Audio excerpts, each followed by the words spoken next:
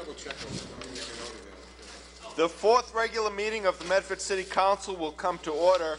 Mr. Clerk, please call the roll. Council Camuso. Council Caviello. Council Knight. Present. Vice President Long-Curran. Present. Council Marks. Present. Council Penta. President Dela Russo. Present. 5 present, 2 absent. Please rise to salute the flag.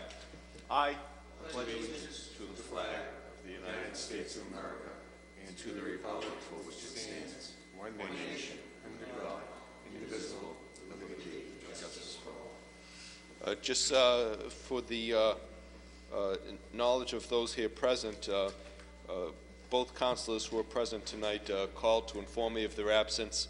Councilor Carviello has a family medical emergency, and Councilor Camuso is feeling ill. So, item number 15-025, offered by Councilor Penta.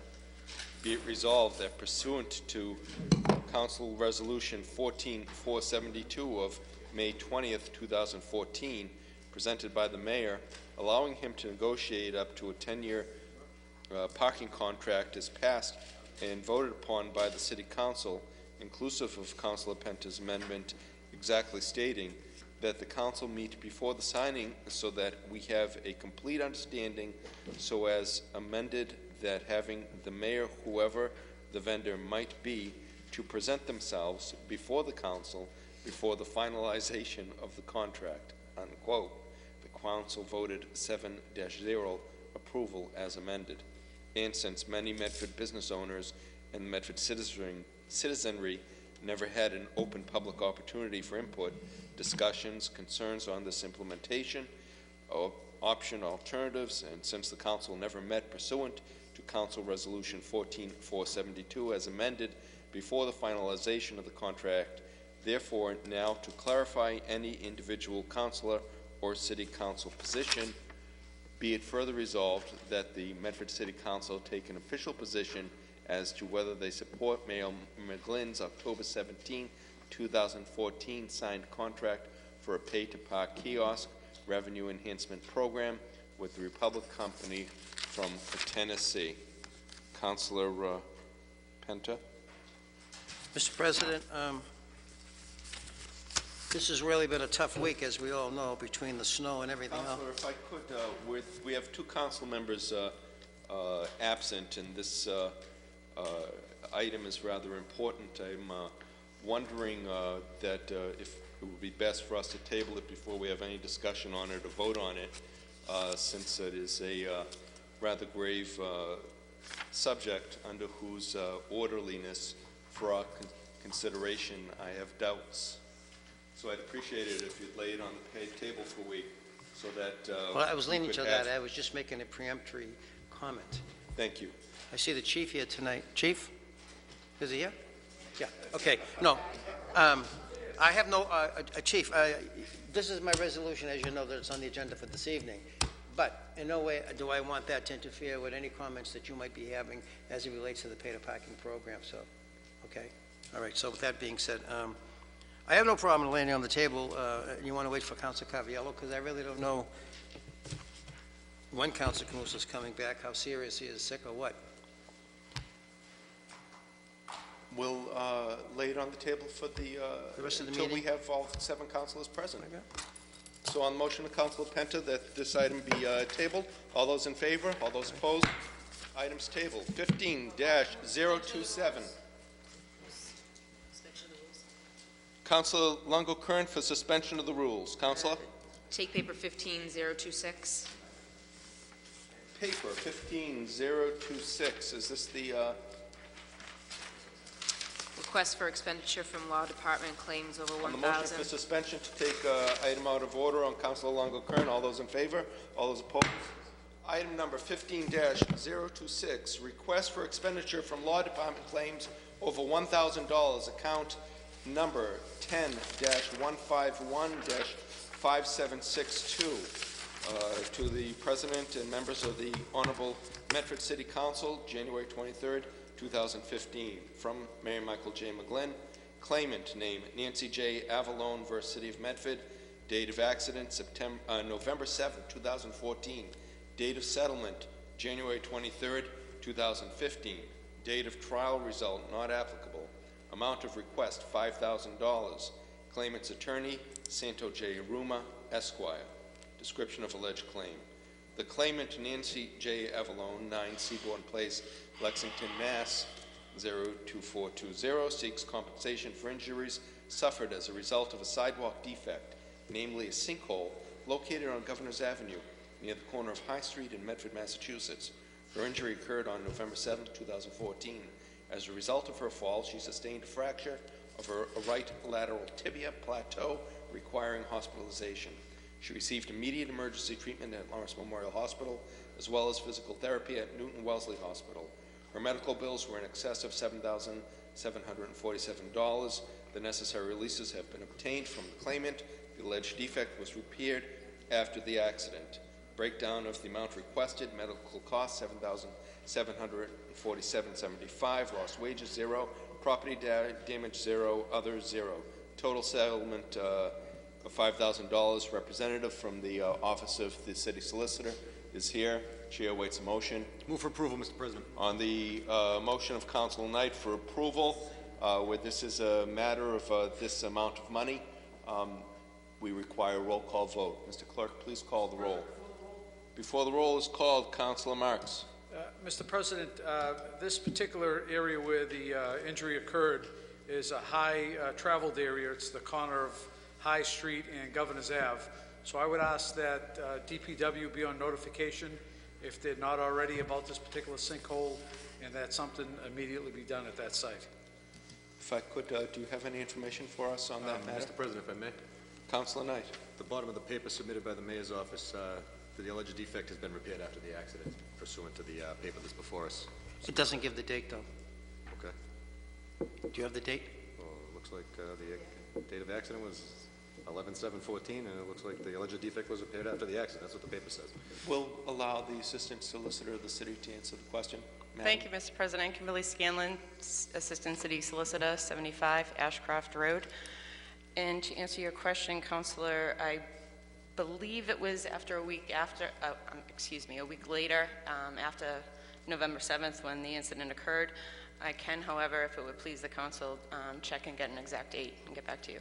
If you would, just send that to the council. Sure. So on the motion of approval by Councilor Knight, Mr. Clerk, please call the roll. Mr. President? Councilor Penta. Another question. I'm trying to get the visualization. Is this on the side of the street where Colleen's is on? Is that the Yes. hole? The hole that was there? Yes. Okay. If I remember correctly, too, on that particular hole that continuously started to sink, it was getting larger and larger. And the unfortunate part about it, I know some business merchants had called up until it almost actually caved in. And that's the place, some months earlier, many months earlier, I believe the MWRA was there as they were addressing a water leak on that particular part of the street, I believe on a connection, and it was filled in. And I think on this one here, I think, if I remember correctly, it's where the sinkhole is going next to the curb, but it was right by the curb, and it just kept sinking, and it was kept going in and in and in. So maybe the better issue is, you can get back to us when it was done, but just how fragile is that particular, a lot of work has been done in that area over there. And maybe if we can get just an update from DPW, if we can add to the resolution. We'll add that as an amendment, Councilor. To check that into the fragility. Is that such a word? Yeah, I think. It's fragility. Yes. That is a word, Councilor, I yes. know. The fragility of the ground and the land in that particular area. Thank you, Councilor. Councilor Thank you. Kern.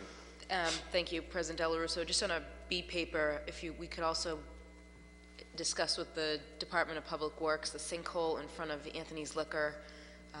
It was brought to my attention this week. There's a sinkhole and people are, backing up. It's, I believe, around the sewer cap. So if we could send that to I'm going to email Department of Public Works tomorrow, but if we can also send a paper to them, ask them to go check it out before somebody gets hurt. Thank you, Councilor. As amended by Councilor Longo-Kern. On the main motion of approval by Councilor Knight, Mr. Clerk, please call the roll. Counsel Camuso, Counsel Caviello, and Counsel Knight. Yes. Vice President Longo Kern. Yes. Counsel Marks. Yes. Counsel Penta. Yes. President Dela Russo. Yes, in the vote of 5 in the affirmative, 2 absent, the motion passes. Thank you. Thank you. Councilor Penta. I'd like to, can we just move reconsideration on the paper we laid on the table? I'd just like to bring that up. I want to do something different with it on the paper. On the motion for reconsideration for the tabled paper, Right. 15025. 15025. Right. For the motion of reconsideration, all those in favor? Aye. Any opposed? Mr. President, I'd like to move that the paper be withdrawn, and what I'll do is I'll just introduce it next week as a separate resolution. On the motion that this paper be withdrawn by Councilor Penta, all those in favor? Aye. All those opposed? The paper 15-025 is withdrawn. Item number 15-027, offered by Councilor Penta. Be it resolved that pursuant to citizen and council concerns over the recently enacted tiered water and sewer rate billing, be it acknowledged that on behalf of our Medford water and sewer ratepayers, a thank you be extended to the Water and Sewer Commission and staff for their review and adjusted rate structure, allowing for a fairer tiered system rate billing. Councilor Penta. Mr. President, we all know that when this new implementation took place, going to a tiered rate system, there was some pushback as it relates to the tier 1, 2, and 3 setup that originally started off of 0 to 800 cubic feet, 801 cubic feet to 1,600 cubic feet, and then from 1,600 cubic feet and up. And there was a lot of concern that was, I believe, expressed here at the council meeting, and also likewise expressed, I think, to the Water and Sewer Rate Commissioners. But through their staff, led by Ron Baker, who was in charge, and he is, I believe, he's the operations supervisor over this, the request was made not only by the council, but to the commission that maybe we should just look at, on a percentage basis, just where are we going on this tiered rate system, because in essence, it did turn out to be a water rate increase for certain members. Most recently, at the last Water and Sewer Commission, there was an adjustment that did take place. I had made the suggestion that we should look at the first billing that goes out and just see how many people fall within that 0 to 800, because at that point in time when they did it, it was an estimation, the same thing with Tier 2 and the same thing with Tier 3. They've now gone into a revised tier system, which now puts you into the Tier 1 system up to the first 1,000 cubic feet. And Tier 2 goes from 1,000 to 2,000, and Tier 3 goes from 2,000 and up, which is a significant, not large, but it's a significant increase as it relates to giving homeowners an opportunity to receive a benefit as it relates to the increase. So, if I understand their chart correctly here, the billing cycle, as it will go onto this new rate system, will be as follows. I believe you're getting to an approximate amount of 76%, from 66 to 76% of the single-family homes. Condos will go from 82 to 90%. And these are keeping the people in the 0 to 1,000 mark. The 2-family will go from 76 to 85. The 3 families will go from 79% to 87, and the 4-family will go from 68, and that basically stayed the same at 68%. Taking all this into consideration, what it represents financially to the city is the following amount total. It's a savings of $69,230, and overall. Condos overall in the city will save approximately $39,363. Single families will come up to $21,881. 2 families will come up to $6,888. And the 3 families, there's a saving of $1,096 total overall.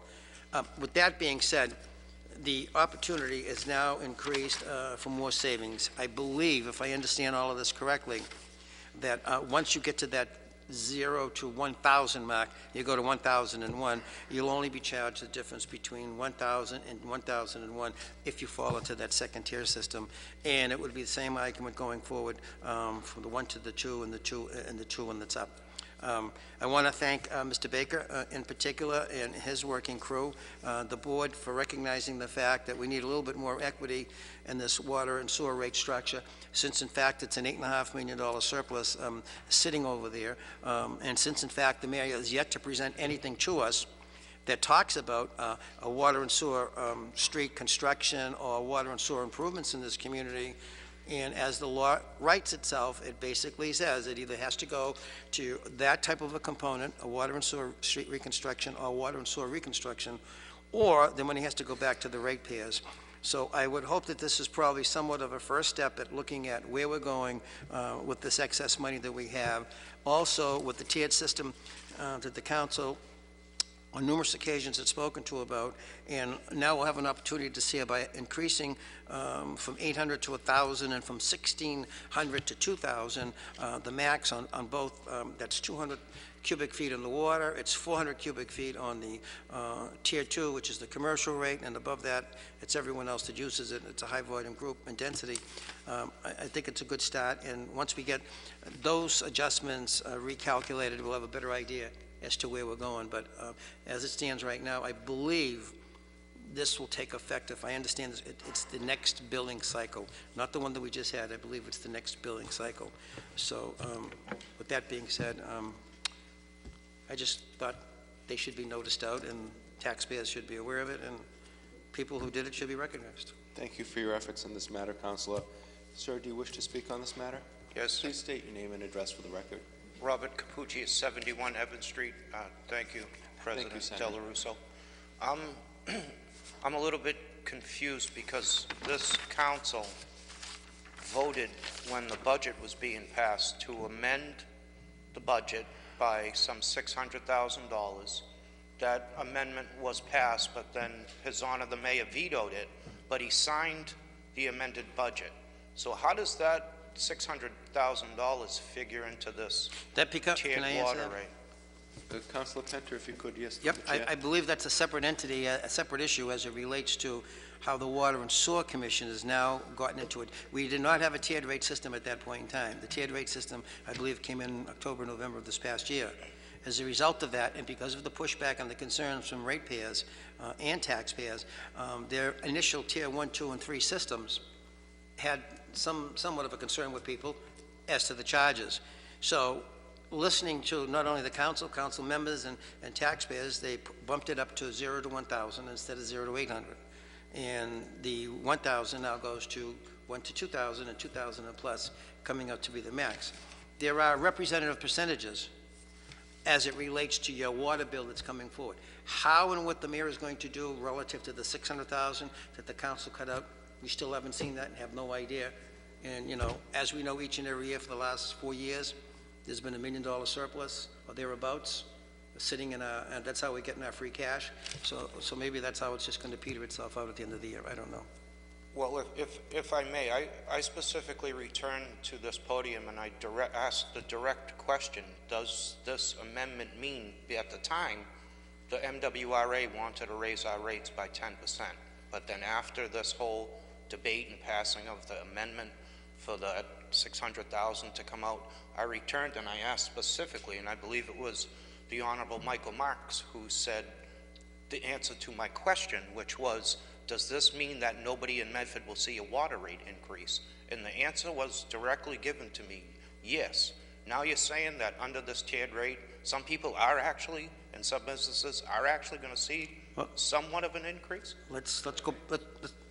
Point of information, Councilor Knight. Mr. Capucci, I think when you have to look at the tiered rate system, you'll see that everybody that falls under tier 1 will be paying generally the same rate that they were paying last year. It's a conservation measure, so it's really based on consumption. So if you conserve your water usage, you won't see an increase if you stay within that tier. However, if you bump up out of that tier, you will see an increase, but it's a conservation measure. It's not necessarily a budgetary item. I think that the reason that the tiered rate system is going into place more so is for environmental concerns and for conservation issues, and I think to control the increases that we're going to see in the future from the MWRA based on our consumption. Point of further clarification. Point of further clarification, Councilor Vice President. Maybe Council Penta was going to say that, but once you bump into that second tier, you're only going to pay the additional cost for the amount of usage that goes from the first tier to the second tier. So you won't necessarily get bumped up on your whole water usage. It will just be for the additional. And that's the same thing for the third tier. So if you have a pool, you fill the pool with the third tier, you're going to pay that extra fee. Kitty? Councilor Penta? I want to get back. Councilor Kern, are you satisfied with your response? Thank you. You're right about the increase. I believe it was a 10% or 11% increase. That represented the $600,000 in the budget. And I believe that the 4 members of the council who voted to eliminate that out of the budget was because of the fact that we had an $8.5 million surplus. And because we had $8.5 million surplus, why should we be going out and taxing on that particular part? This here is something apparently that goes back to, I believe, to April or May of 2014, when they first had a discussion on a rate system. I think it was Council Marks who originally brought up the issue on the more you use, the more you pay in commercial vendors. And I think this goes back to the former city engineer, who supposedly was in charge of whatever he was in charge of, I don't know. But to get to this point here, it's a combination of not only conservation, but I think it's also a slow way of maybe addressing any increase that might be taking place in the future. But this also has a component with the EPA, the federal EPA coming in here looking at a conservation method as it relates to water usage. And they have this broken down, what they think per person, whatever it might be. Of course, the argument to that is if you have 2 or 3 or 4 kids in the family, you know, that's all down the drain anyway, but that's neither here nor there. So this is a beginning. This isn't a do-all, be-all. It's a beginning to not only do the conservation, but once again we see what the numbers, now the numbers come in, you know, and if it works, it works. If it doesn't work, then we're going to have to look at it again. But it's better than going up with the rates, you know, and the cost. It's coming down to all 4 categories. Single family, condo, 2-family, and 3-family. 4 families all stayed the same. Thank you very much, councilors. And just one final point. With all this snow that we have, and we still have the water pipes cracked, when all this starts melting in the spring with spring rains, and this all starts pouring out in the Boston Harbor, I would just respectfully request that this body send a letter to the state level and let them know about our water pipe conditions, and not, you know, to calculate it as raw sewage, as I heard it been said in the past. If it goes in the storm drains, then it won't be. Right. Well, with new Governor Baker facing an even larger budget deficit than which was once perceived, and cuts coming that are going to be coming very soon, I just want to request that we let the state know about our water pipe problem here, and try to, you know, keep as much money in Medford for, you know, our infrastructure, police, education, and whatnot. But thank you all so very much for those great answers. Thank you. Thank you. Wait a minute. Continue on that further? He brings up, I was going to do that. That's my last point. So you just brought it up, so I want to thank you for that. I think, from what I understand from my involvement with Mass Municipal Association, cities and towns are now getting together just as it relates to that particular point. So maybe at the outset, and I don't know how to begin this, but maybe at the outset, maybe it should be City of Medford writes something to our state legislation, or maybe to the MWRA, and ask them for them to set up some type of a system, maybe during certain months of the year, knowing where there's a lot of snowfall, that a lot of that water may go down the drain. Because they can tell you the increase, the amount of the increase of the water flow. It's obvious that some kind of a consideration is given, or some kind of credit is given, or whatever it might be, because you know, it doesn't happen all the time. It's only at this time of the year. So thank you for bringing it up. Thank you, Council. Thank you. On the motion of Councilor Penta for approval, all those in favor? Aye. All those opposed, motion passes. Number Motion 33. to suspend the rules by Councilor Knight. I'd like to take paper number 15032 out of order, please. On the motion of Councilor Knight for suspension of rules, all those in favor, all those opposed, rules suspended. To take one item out of order, item number 15-032, petition for common victualers license by Juxing Stafo, 172 Spring Street, Medford, Mass, for Classic Cafe, 174 Spring Street, Medford. We turn it over to Councilor Knight for recommendation. Would the petitioner the please petitioner step forward to the podium and state your name and address for the record? Councilor Marks also has the paper. Is it your? No. Carvey. I yield the floor, Mr. President, to the chairman of the committee. I didn't see him walk in. Thank you, Mr. President. I reviewed the papers, and I do find them in order. A couple of quick questions. What type of food are you going to be serving there? Mostly breakfast and lunch. Breakfast and lunch? Yes. And so just morning and afternoon hours? Yes. Okay. And I assume by the address, you're going to be living in the house that's attached to it? Yes. Okay. Everything seems in order. I motion for approval. On the motion for approval, Councilor Carviallo, Councilor Marks, did you wish to speak on this? All those in favor? All those opposed? License granted. Congratulations. Congratulations. Thank you, guys. Good luck. On the motion of Councilor Knight to revert to the regular order of business, all those in favor, all those opposed. Item number 15-028, offered by Councilor Knight. Be it resolved, the Office of Community Development, Building Department, and Zoning Board examine rezoning options at the site of the Meadow Glen Mall and the site of the former Shaw's Supermarket for the purpose of integrating mixed-use development at these locations and report back to the council their findings and recommendations. Councilor Knight. Mr. President, thank you very much. I think when you take a look at these two parcels that are in question, the Meadow Glen Mall and the site of the former Shaw's Supermarket that's vacant right now, we have two large parcels of land, and with the appropriate zoning, I feel as though we may be able to generate a mixed-use development of some sort. Now, I think that it's important to note that we could reclassify this area as a mixed-use zoning area. However, maybe the use of an overlay district may be something that's more appropriate. So that's why I asked that the Office of Community Development, the Building Department, and the Zoning Board take a look at the options that are available there and present with us recommendations.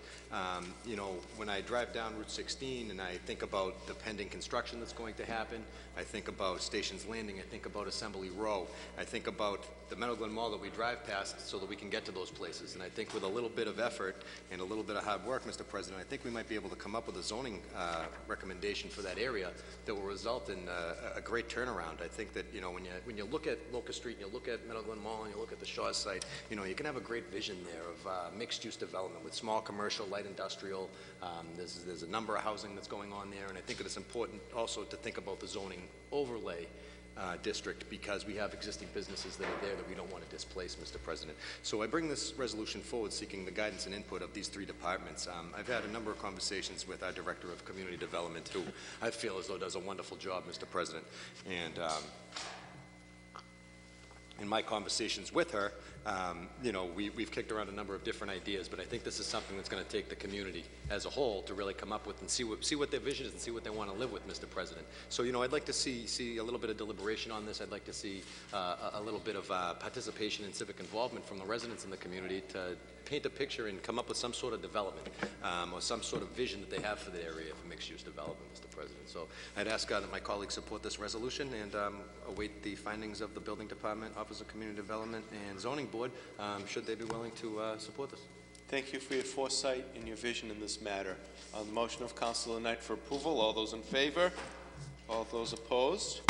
Mr. Clerk, if we could mark Councilors Carviallo and Camuso present. Mr. President?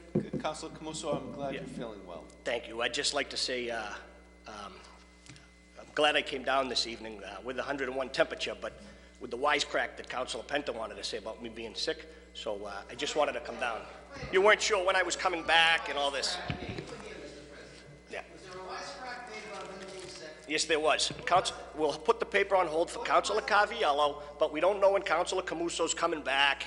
So, thank you, Mr. President. Yeah. You're just such a wonderful person. Thank you, Mr. President.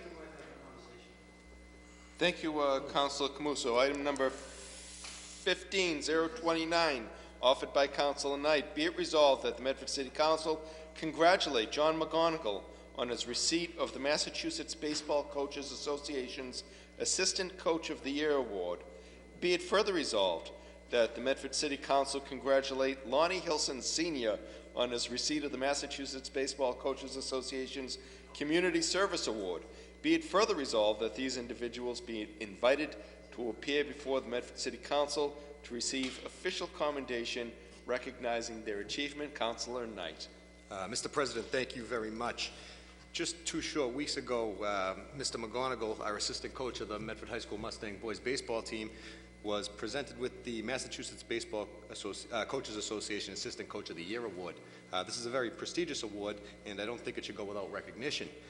Simultaneously, at the same event, longtime South Medford Little League volunteer Lonnie Hilson Sr. was given the Massachusetts Baseball Coaches Association Community Service Award for his over 50 years of community involvement and donating of his time, Mr. President. So I think it's only justified that we recognize these 2 individuals for their commitment to the city of Medford and to the betterment of our student athletes here in the community. Thank you, Councilor Knight. And if I might add from the chair, especially Mr. Hilson has earned a very special place in the hearts of so many of us from South Medford because he was an integral part of so many of our growing up and our involvement in the community. So this is a wonderful, wonderful honor for both of them. Councilor Penta. I'd like to echo your comments, Mr. President. Lonnie Hilson, well recognized within the boys baseball organizations, especially with the younger children, and I just think it's a fine recognition for Yes. long years of service. Absolutely. So on the motion of Council Knight for approval, all those in favor? All those opposed? Motion carries. 15-040, offered by Councilor Penta. Be it resolved that a message of congratulations be sent to Medford Police Lieutenant Michael Goulding upon his being selected the new police chief for the town of Weston.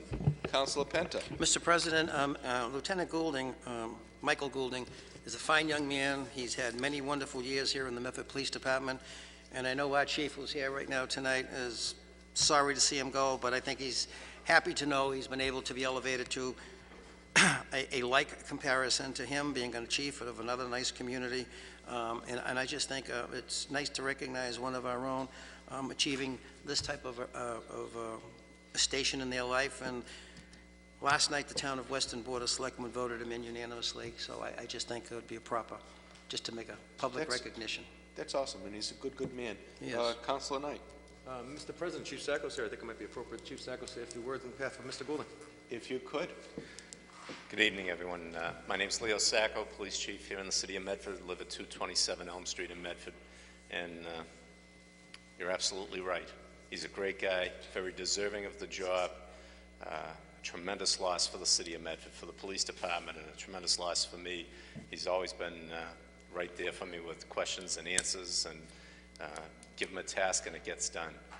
Great person, a strong leader. He will do a great job in Weston, absolutely a great job in Weston. And it's been a very grueling process.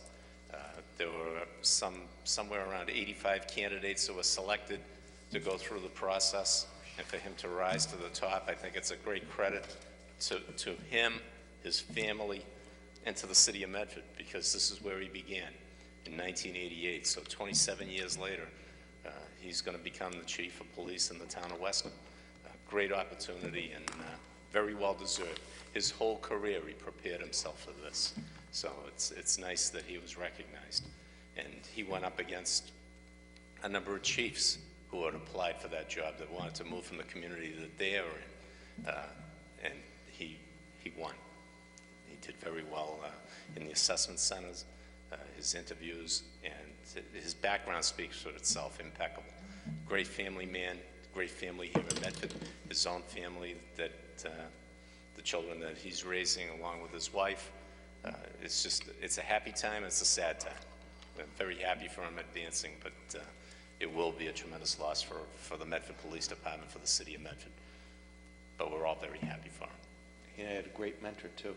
I don't know about that part. Thank you. I'd just like to congratulate the lieutenant. You know, he's not only well-respected in our community, like the chief said, but throughout this whole area, whether it's the NEMLAC unit, the Middlesex District Attorney's Office, just very, very well-respected. And I'm very, very happy to see him moving on, but at the same time, sad because of he's such an instrumental part of our police department. I'd also just like to ask the chief, I don't want to make it a B paper because this is all about Mike, but Chief, do you anticipate to fill the void with him because I know we're down to bare bones with patrol officers. I want to make sure that there is a career ladder and that the job is filled. We hope to fill a lieutenant's rank. I don't know if we'll ever be able to fill the void. Oh, we know But that. We're Yeah. hoping to fill the position. That's what I'm asking, I'm sorry. But that's the goal. There's an existing list right now for lieutenants. I'm hoping that we can fill that. I know that Lieutenant Goulding will be leaving early in March for the town of Weston, so when the vacancy is real, then we'll request the list. Okay. Thank you very much. Thank you, Chief. Thank you, Councilor Camuso. Thank you, Councilor Penta, for that wonderful resolution. And on the motion of Councilor Penta for approval, all those in favor? All those opposed? The motion passes. Item number 15-030, be it resolved, offered by Councilor Caraviello. Be it resolved that the city look into installing a flashing light and repaint the crosswalk at LeConte Rink in the matter of public safety. Councilor Caraviello. Thank you, Mr. President. Mr. President, I received several calls from parents at LeConte Rink. They're talking about the lighting coming out of the rink is poor. But when you're crossing the street there, the crosswalk has either been washed, either been worn away. But there's no flashing light because you've got to remember, you got people going to the condos and the apartments now. There's no flashing light to tell people that there's kids coming out of there. So if the mayor or whoever's in charge can look into maybe putting a flashing sign there, and I didn't have it on here, but if we can look into putting a light outside the rink, because it is dark out there, and repainting the sidewalk. Thank you for looking into that, Councilor.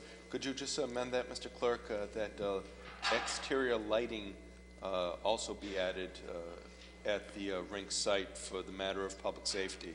On the motion of Councilor Caraviello, all those in favor? All those opposed? The motion carries. 15-030, offered by Councilor Caraviello.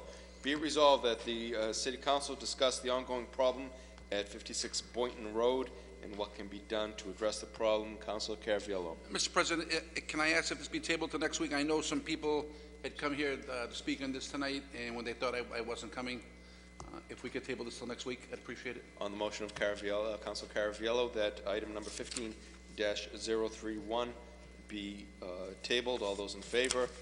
All those opposed? The item is tabled. 15-035, offered by Councilor Caraviello.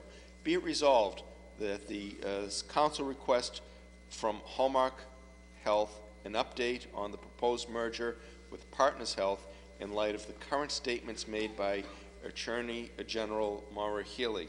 Councilor Caraviello. Thank you again, Mr. President. Mr. President, I put this in before the announcement was made by the court against the merger with Partners.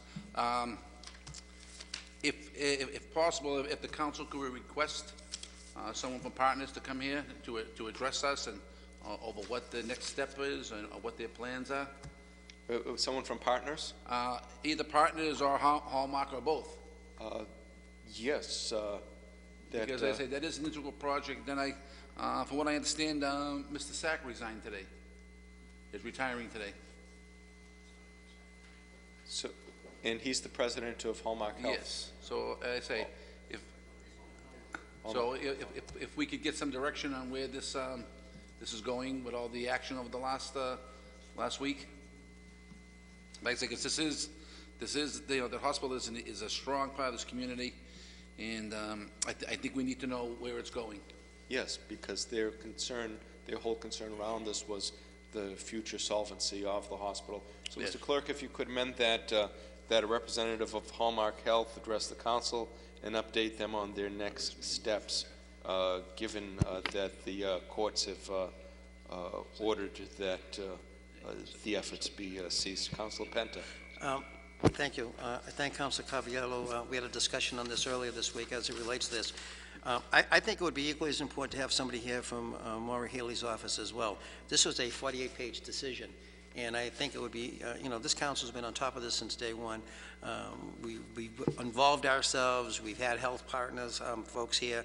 We had Mr. Sachs here a couple of times. Whether you agreed or disagreed, what his comments were, at least they were there. There was a public forums. But the key is not because of the Lawrence Memorial Hospital or the Melrose Wakefield Hospital. The key to this whole story is the one down the South Shore, and that was the telling sign. I have some of the documents that she has issued, Maura Healy, but I think it would be important to have somebody here because I believe that there are other options available to the Lawrence Memorial Hospital. It may not be as great as what Partners was going to offer, but I think something like that needs to be addressed. Also, the fact that not only did Mr. Sack retire, when we were told that he was going to continue on and be in charge of the Melrose Wakefield, no matter what happened to this situation here. So I think there needs to be some information, Rick, on why he retired so suddenly, you know, and you would hope it's not $1 million balloon payout because they didn't get their way. I mean, and who's going to be left holding the bag here is going to be all the patients and the doctors and the nurses that don't have an opportunity to go to that hospital or won't have an opportunity to go to that hospital.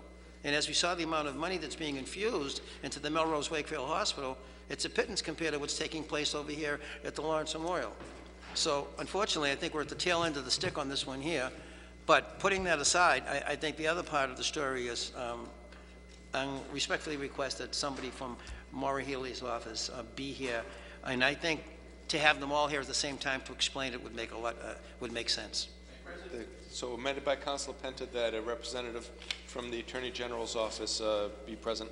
Councilor Knight is next. Yes, Mr. President, I too agree with Councilor Penta in terms of we need to get a little bit better understanding as to where our new Attorney General is coming from in regard to her approach. And again, you know, there's been litigation, ongoing litigation, so I think that it would make sense maybe for us to let the lawyers do the lawyering, provide us with some information, and let us make informed decisions thereafter, Mr. President. But I think at this point in time, the position of the Attorney General is very, very important to this body and to the community. In terms of Mr. Sachs and his retirement, I wish him the best. I hope that he goes on to have a great retirement and enjoy the sunny beaches of Florida or wherever it is he may end up. Yes, indeed. Councilor Camuso. Yes, what the attorney didn't say is that this is not the Attorney General's office right now. This was a decision of the Suffolk Superior Court. The 48-page document that Councilor Penta refers to is a ruling of the court.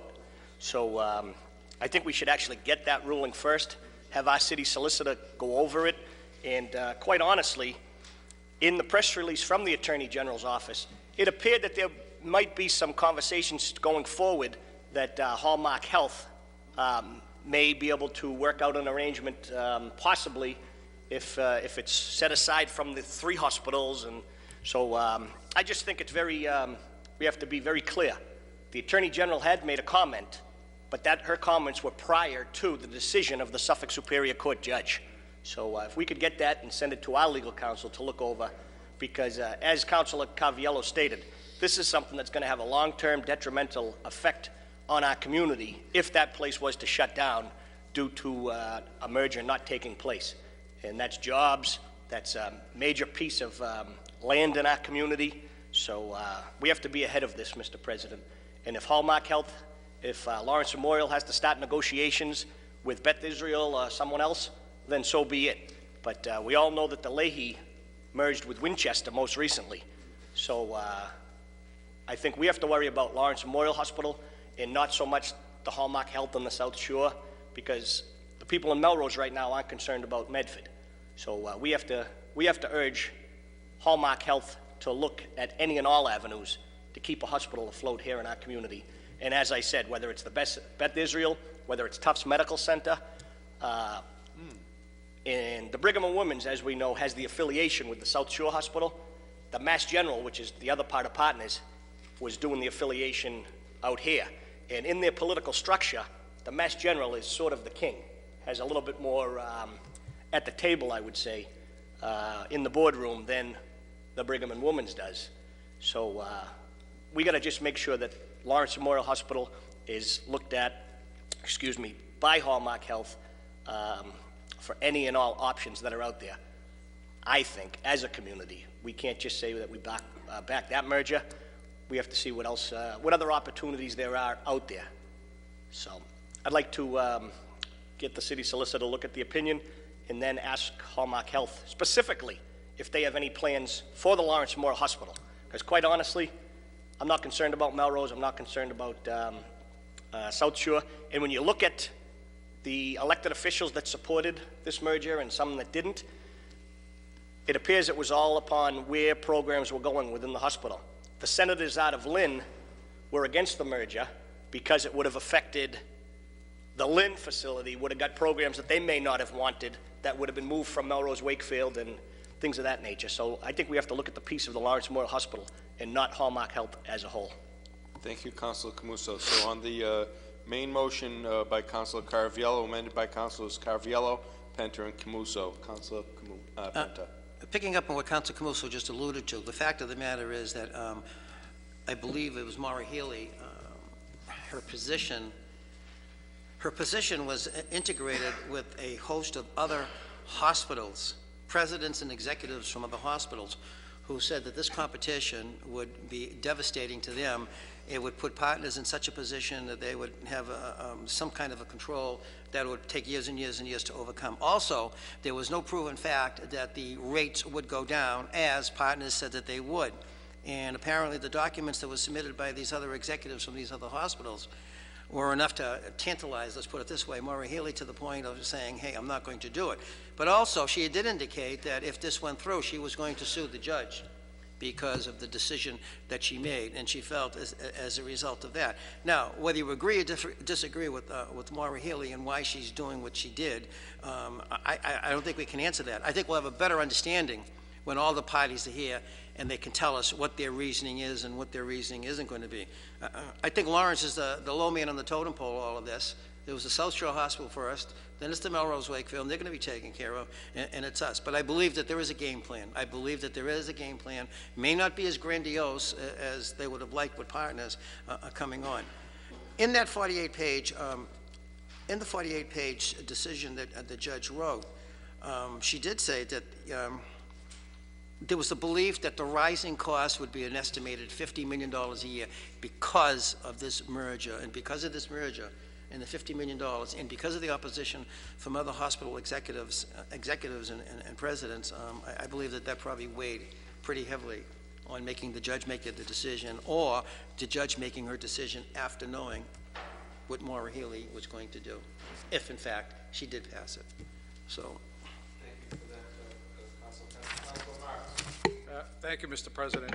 Regarding the meeting that this council wants to hold with the Attorney General's office and also a representative from Lawrence Memorial Hospital or Hallmark Health, I would ask Alan McDonald, who I believe is second in command at Hallmark Health, has appeared before this council a number of times, and I would ask that we invite him in particular, and also we invite the mayor or someone from the administration to be present at this meeting, because the mayor has the same vested interest of the health of Lawrence Memorial Hospital. And I read some of the opinion, and from what I gather, one of the chief complaints was the fact that they believed if partners were to take over Hallmark Health, that partners would be able to control the rates. And we all know that right away insurance companies, who are really the 1,000-pound elephant in the room, it's not the hospitals, it's the insurance companies. They're the ones that are driving the conversation, and their fear is that if partners gain more of a control over the health industry in Massachusetts, that partners would be able to have more say at the table and increase rates and so forth. And I just think that, and as I mentioned before, I actually work for Mass General, and in my opinion, implementing and bringing world-renowned physicians into a local hospital was a win-win for every resident in this community. When you're talking about bringing top cardiac doctors into Lawrence Memorial Hospital, top primary care doctors, doctors across all specialties that would be coming and merging into Lawrence Memorial Hospital, as well as Melrose Wakefield, was a win-win for Lawrence Memorial Hospital. And I'm very fearful of its future with this particular opinion and the ruling that was, as Councilor Camuso mentioned. And I think we should have a meeting sooner than later, Mr. President. Hallmark Health, where this is so recent, is probably not going to go on the record stating what their next step is, because I think it was asked by, I think it might have been Councilor Knight when Hallmark Health was up here and said, you know, this is Plan A, do you have a Plan B?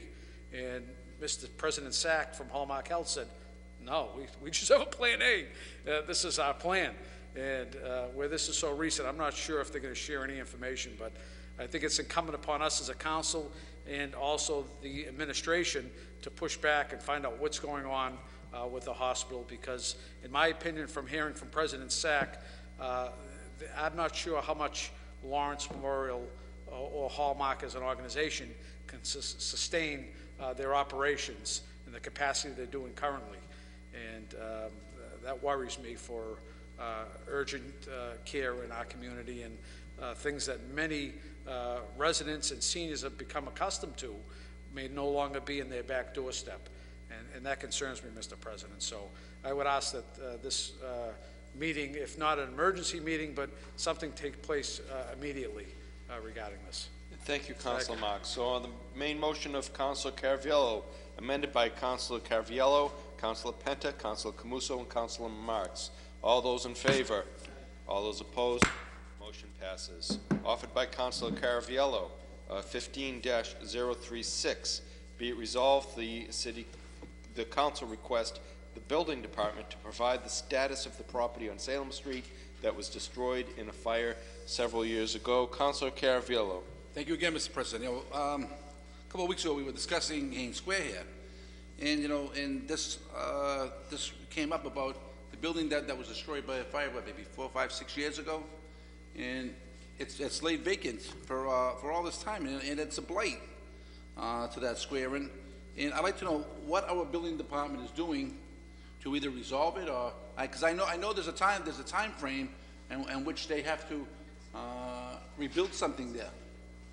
So I would like to get something back from the building department over what the status of that property is, and if there is no status, to have the solicitor look into either taking the property, because I think we have some type of lien where the city can take the property because it's dilapidated condition. And I say there's no reason why that property needs to be like that. You know, commercial property in the city is very desirable, and there's 3, 4, 5 stores there that's dragging down that whole square. So if the building department can have some kind, or the city solicitor send us a report on what's happening with that property. Thank you, Councilor Caraviello. Councilor Camuso, did you want to speak on this? No, sir. Thank you, Councilor Camuso. Councilor Vice President Longo-Kern. Thank you, President Del Russo. We did speak about this last week, and I can't remember if we motioned to send a request to the health department as well to go in and check out the site and report back to the council, see if there's anything we can do through the health department. Because I agree with you, Councilor Caraviello, it is an eyesore, it is bringing down the neighborhood, but I also believe there's some health concerns that are going on, not only with that storefront, but I'm sure the whole block, because I don't believe it's been cleaned up, and that is going to leak into the businesses to the right and left of that storefront. So I'd ask that Karen Rose from the health department inspect and report back to the council, and that the proper steps are taken by the city to clean that up and move it forward. That landlord should have to clean that establishment up. Thank you, Councilor Longo-Kern, and that paper is amended by Councilor Vice President Longo-Kern. Councilor Penta. Are there any, maybe you should also refer this to the Office of Community Development to find out if there's any proposed type of development that's being scheduled for that area. Councilor Knight just alluded to something for which we all agreed upon on Locust Street, and you know, maybe it's always a sad situation, but maybe because of this building, it could start the redevelopment of that particular area as it relates to, you know, where they're going, storefront signs, designs, sidewalks, and a whole host of other businesses that are down there. So I'd like to refer that to the OCD office as well to see if they might have a review on this particular subject matter. On the motion of Councilor Penta to amend the paper to additionally refer it to the OCD office, Councilor Marks. Thank you, Mr. President. And I actually brought up the Food Master, actually old Food Master, now the Stop and Shop parking lot on Salem Street, and also mentioned this particular establishment that caught on fire well over 2 years ago. I believe it was called the Lucky Dragon, or, but needless to say, Mr. President, you know, I think it's probably appropriate time now to have a roundtable discussion on our downtown business districts, and that would include all 5 business districts. You know, we've been discussing, and the mayor has been discussing, the revitalization of our major business district, Medford Square, for the past 28 years. And if anything, there are more vacant storefronts now than existed when he took office. And in my opinion, Mr. President, I don't see any activity being done in any of our business districts to make them more of a welcoming area to try to attract newer businesses into the community. Surrounding communities are offering tax incentives to local businesses and small businesses to attract them. They're trying to attract a variety of business, so you just don't have you know, all of one particular business or 2 different type of businesses. That makes it more attractive for people that want to come in and traverse the downtown business districts. A few months ago, I offered a resolution to look at the transportation shelter across from the CVS on Riverside Ave. We got a response back from the administration saying they'll take it under advisement, which is, in my opinion, unacceptable, Mr. President. That particular shelter definitely could be reused for another purpose in our community, whether it be for arts, or whether it be for retail, or whether it be an inviting place to attract people. When they did the square of the revitalization plan in the square many years back, one of the omissions that was mentioned in the report was the fact that there are no gathering areas in our downtown business district. And there's not a place where you can sit down and have a cup of coffee and relax in an outdoor setting. And that was one of the big downsides on our square, and there was discussion about widening our sidewalks, adding more benches, and doing a number of things in our business districts.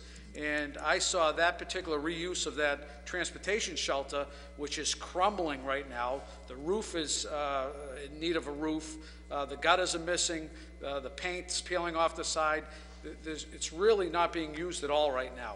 And the repurposing of that for another use could have an area where we could have people that would come and sit down and turn it into a vibrant area rather than something that's currently neglected. But it's long overdue in this community, Mr. President.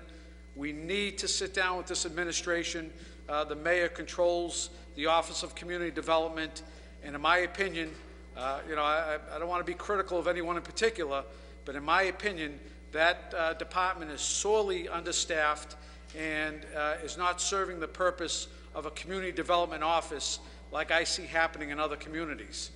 And it's about time, if we're interested in revitalizing, Councilor Carviello is interested in Salem Street, he brings up the Haynes Square area, but we have to look at the hillside, we have to look at South Medford, West Medford, Medford Square. We have to look at every particular area, Mr. President, in the square, and we have to have a game plan.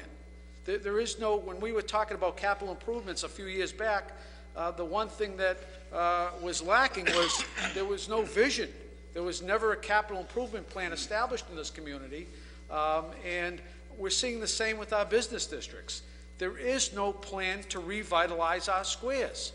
And, you know, we can refer back to the mayor's 3 proposals for revitalizing Medford Square, but none of them have made it out of infancy. They're all still in the baby carriage, and they never make it any further than that. And every so often, people get upset and say, what's going on in our squares? I see all these vacancies. After 7 o'clock, the square's dead. And all you need to do is look around other communities and see what Wakefield's doing, see what Reading's doing, see what Stoneham's doing, see what downtown Woburn's doing. in areas that before, really weren't, bustling, now are bustling. And here we are 5 minutes from Boston off of Major 93, and our square is dead, Mr. President. It really is a shame. And I know there's a group of residents that have organized around this issue. I'm hoping they step forward and bring this to light, but I don't think we can afford to sit around any longer and discuss a possible peace guard or a water taxi as the solve-all for Medford Square. Once we bring in a water taxi, all of a sudden the square is going to be bustling. Or once the peace garden comes in, it's going to attract people into the square. I don't think that's going to be the case. This is not the field of dreams. If you build it, they'll come.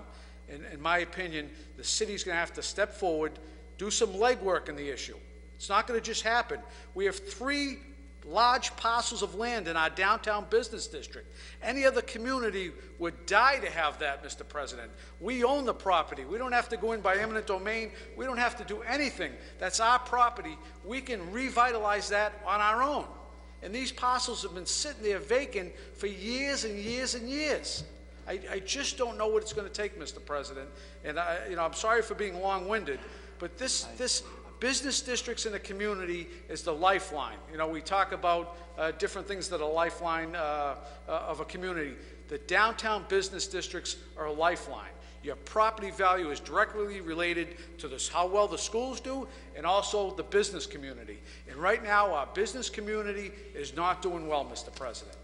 It's not doing well, and we need to step up, and I'm hoping we can have, and I'd like to put it to a vote tonight, Mr. President, a roundtable discussion regarding the revitalization of all 5 business districts in our community with the administration, with the Office of Community Development, and with whoever else wants to sit down at the table, and with this council, Mr. President, and discuss the future of our business districts.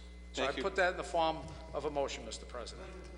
Amended by Councilor Marks, and if I can just add from the chair, Councilor, that of the only 2 items that I did submit when we listed our priorities for the beginning of this elected term, one was for the police station, and the second was for the economic redevelopment plan for the commercial districts. So you're right on target, Councilor.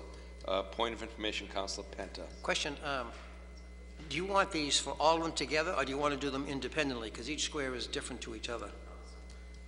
The meetings. I'm not looking for a plan that's going to encompass all the business districts. What I want to do is start the dialogue with this roundtable discussion. Okay. And I don't think we can paint a picture of business. You're right. Every square is individual and has its own needs and wants, and I think we just need to start the discussion.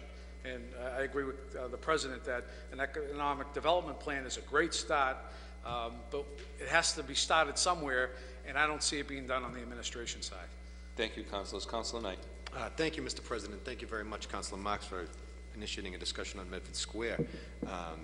One of the things that you said was that, the value of our homes is directly tied to the success of our schools and the success of our downtown business districts. And I think another thing that's important to point out is that the value of our homes is also tied to location. And we're in a great location. Medford Square is a great location. And as Councilor Marks said, we have 2 parcels of land that are underdeveloped down there. We have great access to public transit in Medford Square, but we have no people there. And I think that it might make sense for us to maybe take a look at integrating some affordable housing or some moderate to low-income housing down in the area to actually put people in the square so that when these businesses do open, and if we do get an economic development plan in place and we start to generate new businesses, we actually have people that are going to go shop there. And they can do so by walking there. They can do so by riding their bikes there. They can do so by using alternative modes of transportation other than their vehicle, Mr. President. Thank you, Councilor Knight. So on the paper offered by Councilor Caraviello as amended by Councilor Penter and Lungo-Kern, and Councilor Marks, all those in favor? Aye. All those opposed? The motion carries. We have Councilor Camuso. Thank you. If I may, we like to move suspension of the rules for a gentleman that would like to address this honorable body. Motion for suspension of the rules for the citizen to address the body on this one particular topic. which will be made known to us when he speaks. I think it's a All condolence. those in favor? All those opposed? Motion carries. Sir, state your name and address for the record, please. Robert Capucci of 71 Evans Street. Thank you, Mr. President. Thank you, Councilor Camuso. Today at the Immaculate Conception in Malden, I just want to ask maybe for a moment of silence if we could. There were almost 100 priests, at least a dozen bishops, His Eminence Cardinal Sean, and the pastor of St. Raphael's, Father Toomey, who gave the homily for the passing of Father Richard Meem, who was the pastor at Immaculate Conception Malden. I also want to thank Council President Del Russo for coming last night to his wake, and his honor the mayor, who both came, Michael McGlynn, to the wake and to the funeral services today. It was a real boost to the family to have those dignitaries from Medford come. I am a member of the Immaculate Conception Parish, as are many people in Medford, so Father Meem had a very big impact on our community. As a Knight of Columbus there, Father Meem was constantly coming to the meetings. He was a man of true character. When Father Meem started succumbing to his illness at the beginning of last week on Monday, I actually saw Cardinal Sean at an assembly in Faneuil Hall 2 Sundays ago, and I said, Your Eminence, if you please would say a prayer for Father Meem. He's taken ill, and apparently the prayer was answered with God calling him home to go on to be with God.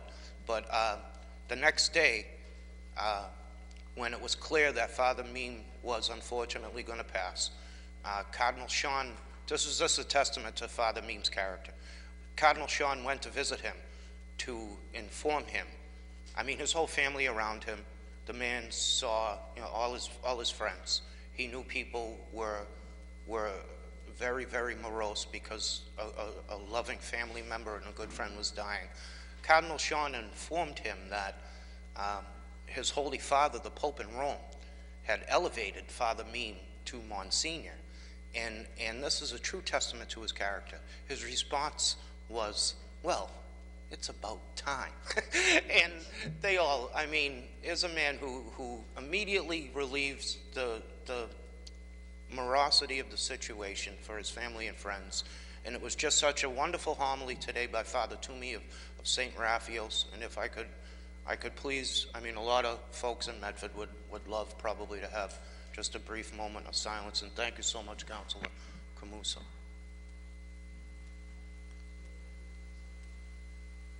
Thank you, and if I could from the chair say that Monsignor Meem was a wonderful, among all his other qualities, he was an outstanding preacher. He knew how to preach the word of God.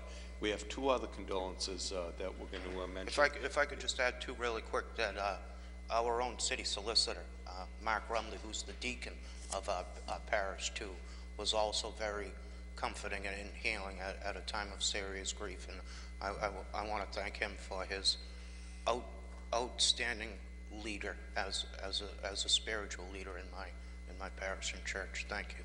Thank you, Mr. Capucci. We also have two condolences in addition to this, 2 offered for the same person, one by Councilor Carviallo, 15-037. Be it resolved that the council offered sincere condolences to the family of Medford High School Red Sox and Yankee pitcher Bill Monboquet on his recent passing, and also offered by Councilor Penta, 15-038. Be it resolved that an expression of sympathy be extended to the family of Medford baseball great Bill Monboquet on his recent passing, and that all Medford sports teams and their players recognize the wonderful accomplishment that he accomplished at a time when playing for a professional Major League Baseball team and achieving his baseball statistics certainly made Medford proud. Do we want either of you to speak on this? Yes, Councilor Penta. The recent passing of Bill Monboquet here in the city of Medford, I think really highlights the fact that he is somewhat of a baseball legend, probably. Medford has been blessed with many, many baseball players, but this gentleman did it at a time back in the early 50s when he was practicing with a fellow by the name of Gus Hennessy, and they would go down to Plaisted Park continuously, and he would just pitch to him and pitch to him and pitch to him. And eventually, he finally made it, but he made it in a time and a period. Eddie Finn, you remember this. He made it in a time that there was only 8 professional baseball teams in either seat. Now there's 32, but there was only 8 American League teams, 8 National League teams. And it was tough. And when he went into the minors, he just didn't come up right away. He had to earn his spot. And he has a very interesting baseball career. But one of his real major accomplishments, and I don't even think he realized it until it happened, they were playing against the Washington Senators on a particular night, and I believe he had struck out 17 players. And the coach of the Washington Senators, his name was Willie McCauley, came up to him toward the end of the game, and somebody wants to talk to you. The president wants to talk to you. That's the terminology. The president wants to talk to you. And he thought it was the president of the baseball team, or the president of the league, and this and that. But it was Dwight Eisenhower. And Dwight Eisenhower was so impressed with him that he wanted a ball signed by him. And when the president asked him, "Where did you come from?" and he says, "Meffa, Meffa." You know, and it was sort of like, and he says, "Why do all you people down there talk like that? I mean, what do you, you know?" And it was kind of like, it was a cool situation. But the night he threw his no-hitter in Chicago on August 1st, 1962, against a veteran, a very good veteran pitcher, Early Wynn, that was a real highlight here in the city of Medford. No one had ever thrown a no-hitter. No one ever came from Medford to throw it. And if I have my story correctly, I believe when he came back to Medford at that time, Engine 6 drove him, picked him up, and gave him somewhat of a mini parade here in the city of Medford, acknowledging the fact that who he was and how he was. You know, he was an all-star pitcher for the all-star teams 4 years. He pitched professional baseball for 11 years between the Red Sox and the Yankees. And I guess his ending comment, which I happened to notice, and I'm glad that they printed it in the local press, he made the comment that he loved playing baseball so much that he would have played for nothing. And if people only would realize what that would mean to today's kids that are playing professional sports. Okay, they're into the millions and millions of dollars. I believe when he was pitching, the year he threw the no-hitter, he was making $8,000, and I believe they offered him up to 12 the following year. And that's just craziness for money back then. And if you look at him today, what his statistics would have been and what he could have probably earned, it's just unfathomable. But it's baseball as it was then. That's what they paid. That's what it was all about. But I think it would be a great opportunity for the Medford sports kids to know that this fella grew up here in the city of Medford. He worked this thing into the ground. He played it. He loved it. He used to come back and watch Medford High baseball. He used to come back and because of family members, Medford High School hockey. He just really was a true gentleman to the sport. He wasn't flamboyant or anything like that. He was just a regular guy who just proved here in the city of Medford and any place else in this country, if you work hard enough at something that you want, be great. By today's standards, I mean, like I said, you know, I had a whole list of 32 names of people who made professional sports through the minor leagues, but this guy made it in the majors. And he made it in such a way that nobody expected to happen, and he just made the city of Medford so proud to know that, you know, he could accomplish what he did for the city of Medford, for professional baseball, because he loved it. And like he said, he would have done it for nothing. And you know something? He probably did play for nothing, because that's how much he really loved the sport. And to his wife, Josephine, and the family, you know, you can be very proud of the fact that you had a great husband who did the city of Medford proud, and you did him proud as well. So with that being said, Mr. President, thank you, I'd like to pass that on. Councilor Knight. Yes, Mr. President, I'd like to thank both Councilors Caviello and Penta for bringing this resolution forward. I think it's important to point out for those of us at home who would like to maybe understand Mr. Mumblecat's story a little bit better, that it is memorialized down at Plaisted Park, right behind home plate. There is a plaque down there that speaks about his achievements and his professional achievements, but also his personal achievements and what he's done in the community of Medford to improve our quality of life here and to improve the lives of young athletes in the city, Mr. President. Thank you, Councilor Knight. Councilor Caviello. Thank you, Mr. President. You know, my dad was a good friend of Bill Mumblecat. They grew up in the same neighborhood. In fact, I know this sounds corny, but the first baseball game I went to, my dad took me with tickets that Bill Mumblecat had given him, and I got to go down the field and meet him, you know, got an autograph ball, and, you know, it's just one of the say, you know, he was a good guy. I'd see him all the time down at Dickey's gas station getting gas all the time. Always asked for my dad all the time, and really, I'd like to wish the family well. Thank you, Council Marks. Thank you, Mr. President. I remember when they had the dedication down at Plaisted Park some many years ago. That was the first time I met Bill Mumboquette. And out of all the accolades, as Councilor Penter alluded to, no-hitter and all-star league named and so forth, the one thing that stands out to me was his commitment to local youth. And he never looked for any fanfare, never looked for any recognition, but he'd always be at certain events, Mr. President. And, you know, and I think it meant a lot, even though the younger kids, you know, you hear the name and you could tell them who he was, you know, really could never appreciate that this man was, in his time, was someone that was really looked up to and someone that was at the top of his game, at the top of his sport, never had anything negative mentioned about him. In today's day and age, when you hear about sports players, there's always something mentioned after the name.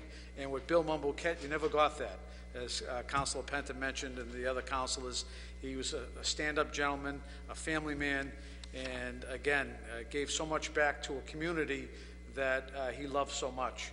And I'll always remember him for being part of the local youth in this community. Thank you, Councilor Marks.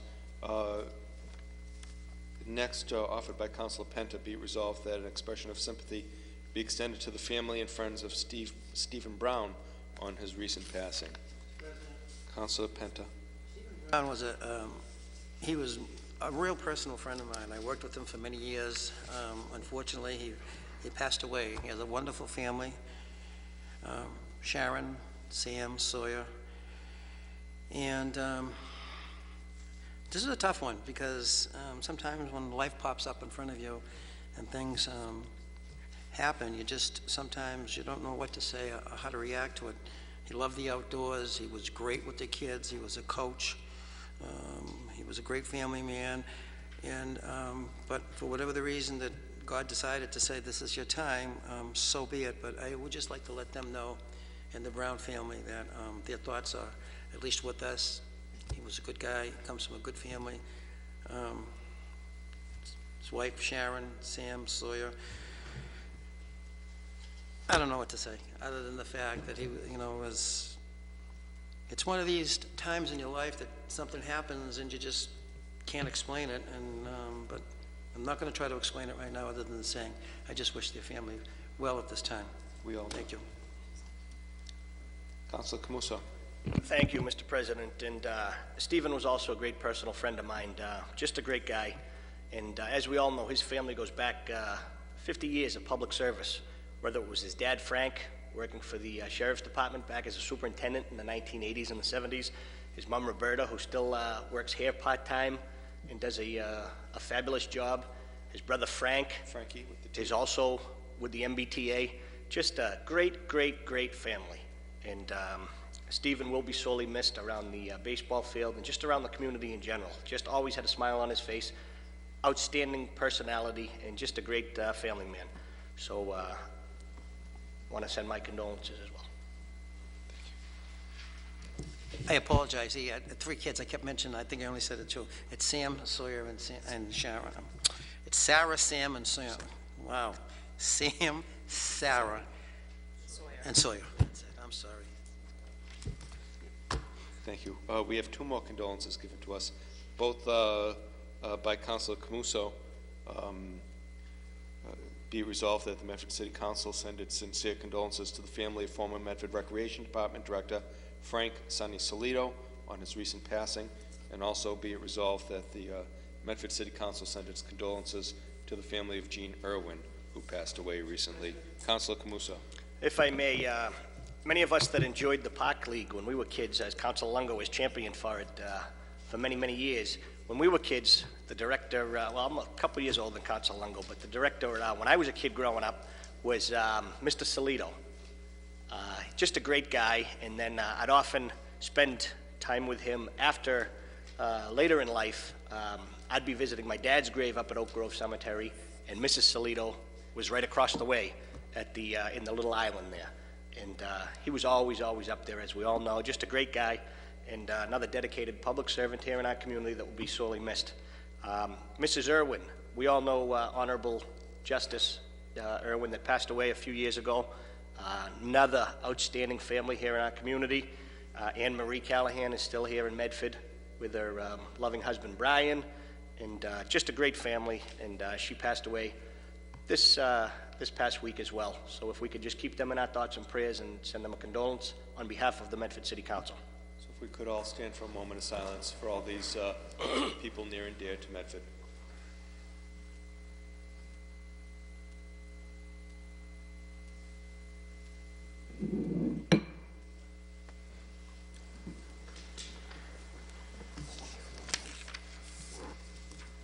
Quick announcement, if I can. I hope all the councilors got this. An invitation from the development group regarding the former Malden Hospital property was extended to the councilors. They've mailed and invited and have been working for some weeks now with the Medford abutters up there as well as the Malden abutters. This process is still in its infancy. There's no commitment yet on anything. They want to know what the community feels. And since the major portion of this is in Malden, of this development, and it will require perhaps some amendments to Malden zoning regulations, that's why they've been spending more time with Malden to see where it goes with them before they speak to Medford. With Medford, it's not, as it seems this way right now, there's not going to be much of any construction on Medford. There will be impact, of course, but the wooded area is going to be preserved, but they extend the invitation to the councilors and the citizens so we can all be up to date. And when the time comes for us to have meetings, should this process start to move further, then that opportunity will present itself, and we'll be on the forefront of that as councilors protecting the interests of the abutters up there. Councilor Penta, Councilor Camuso. Thank you, Mr. President. If I just very briefly on this, I'm actually glad to see this development taking place. And the reason I say that is we have to make sure that the Medford's neighborhood is protected, but that hospital has always concerned me of a not-so-good development or facility taking place up there, because it's actually in a Medford residential neighborhood, practically more than Malden. And to echo some of my sentiments from earlier when we were talking about the Lawrence Memorial Hospital and potentially having a vacant piece of property and something not so nice for a neighborhood to come in. And by speaking with this gentleman for the past 6 months or so, the developer, and meeting with neighbors, I really believe that they're committed to making sure that this is done in a way that it's respectful of the Medford neighborhood. I know Councilor Marks put a paper on before, I believe it was you, Councilor Marks, correct me if I'm wrong, to install some sort of a structure up there so it will not be a cut-through.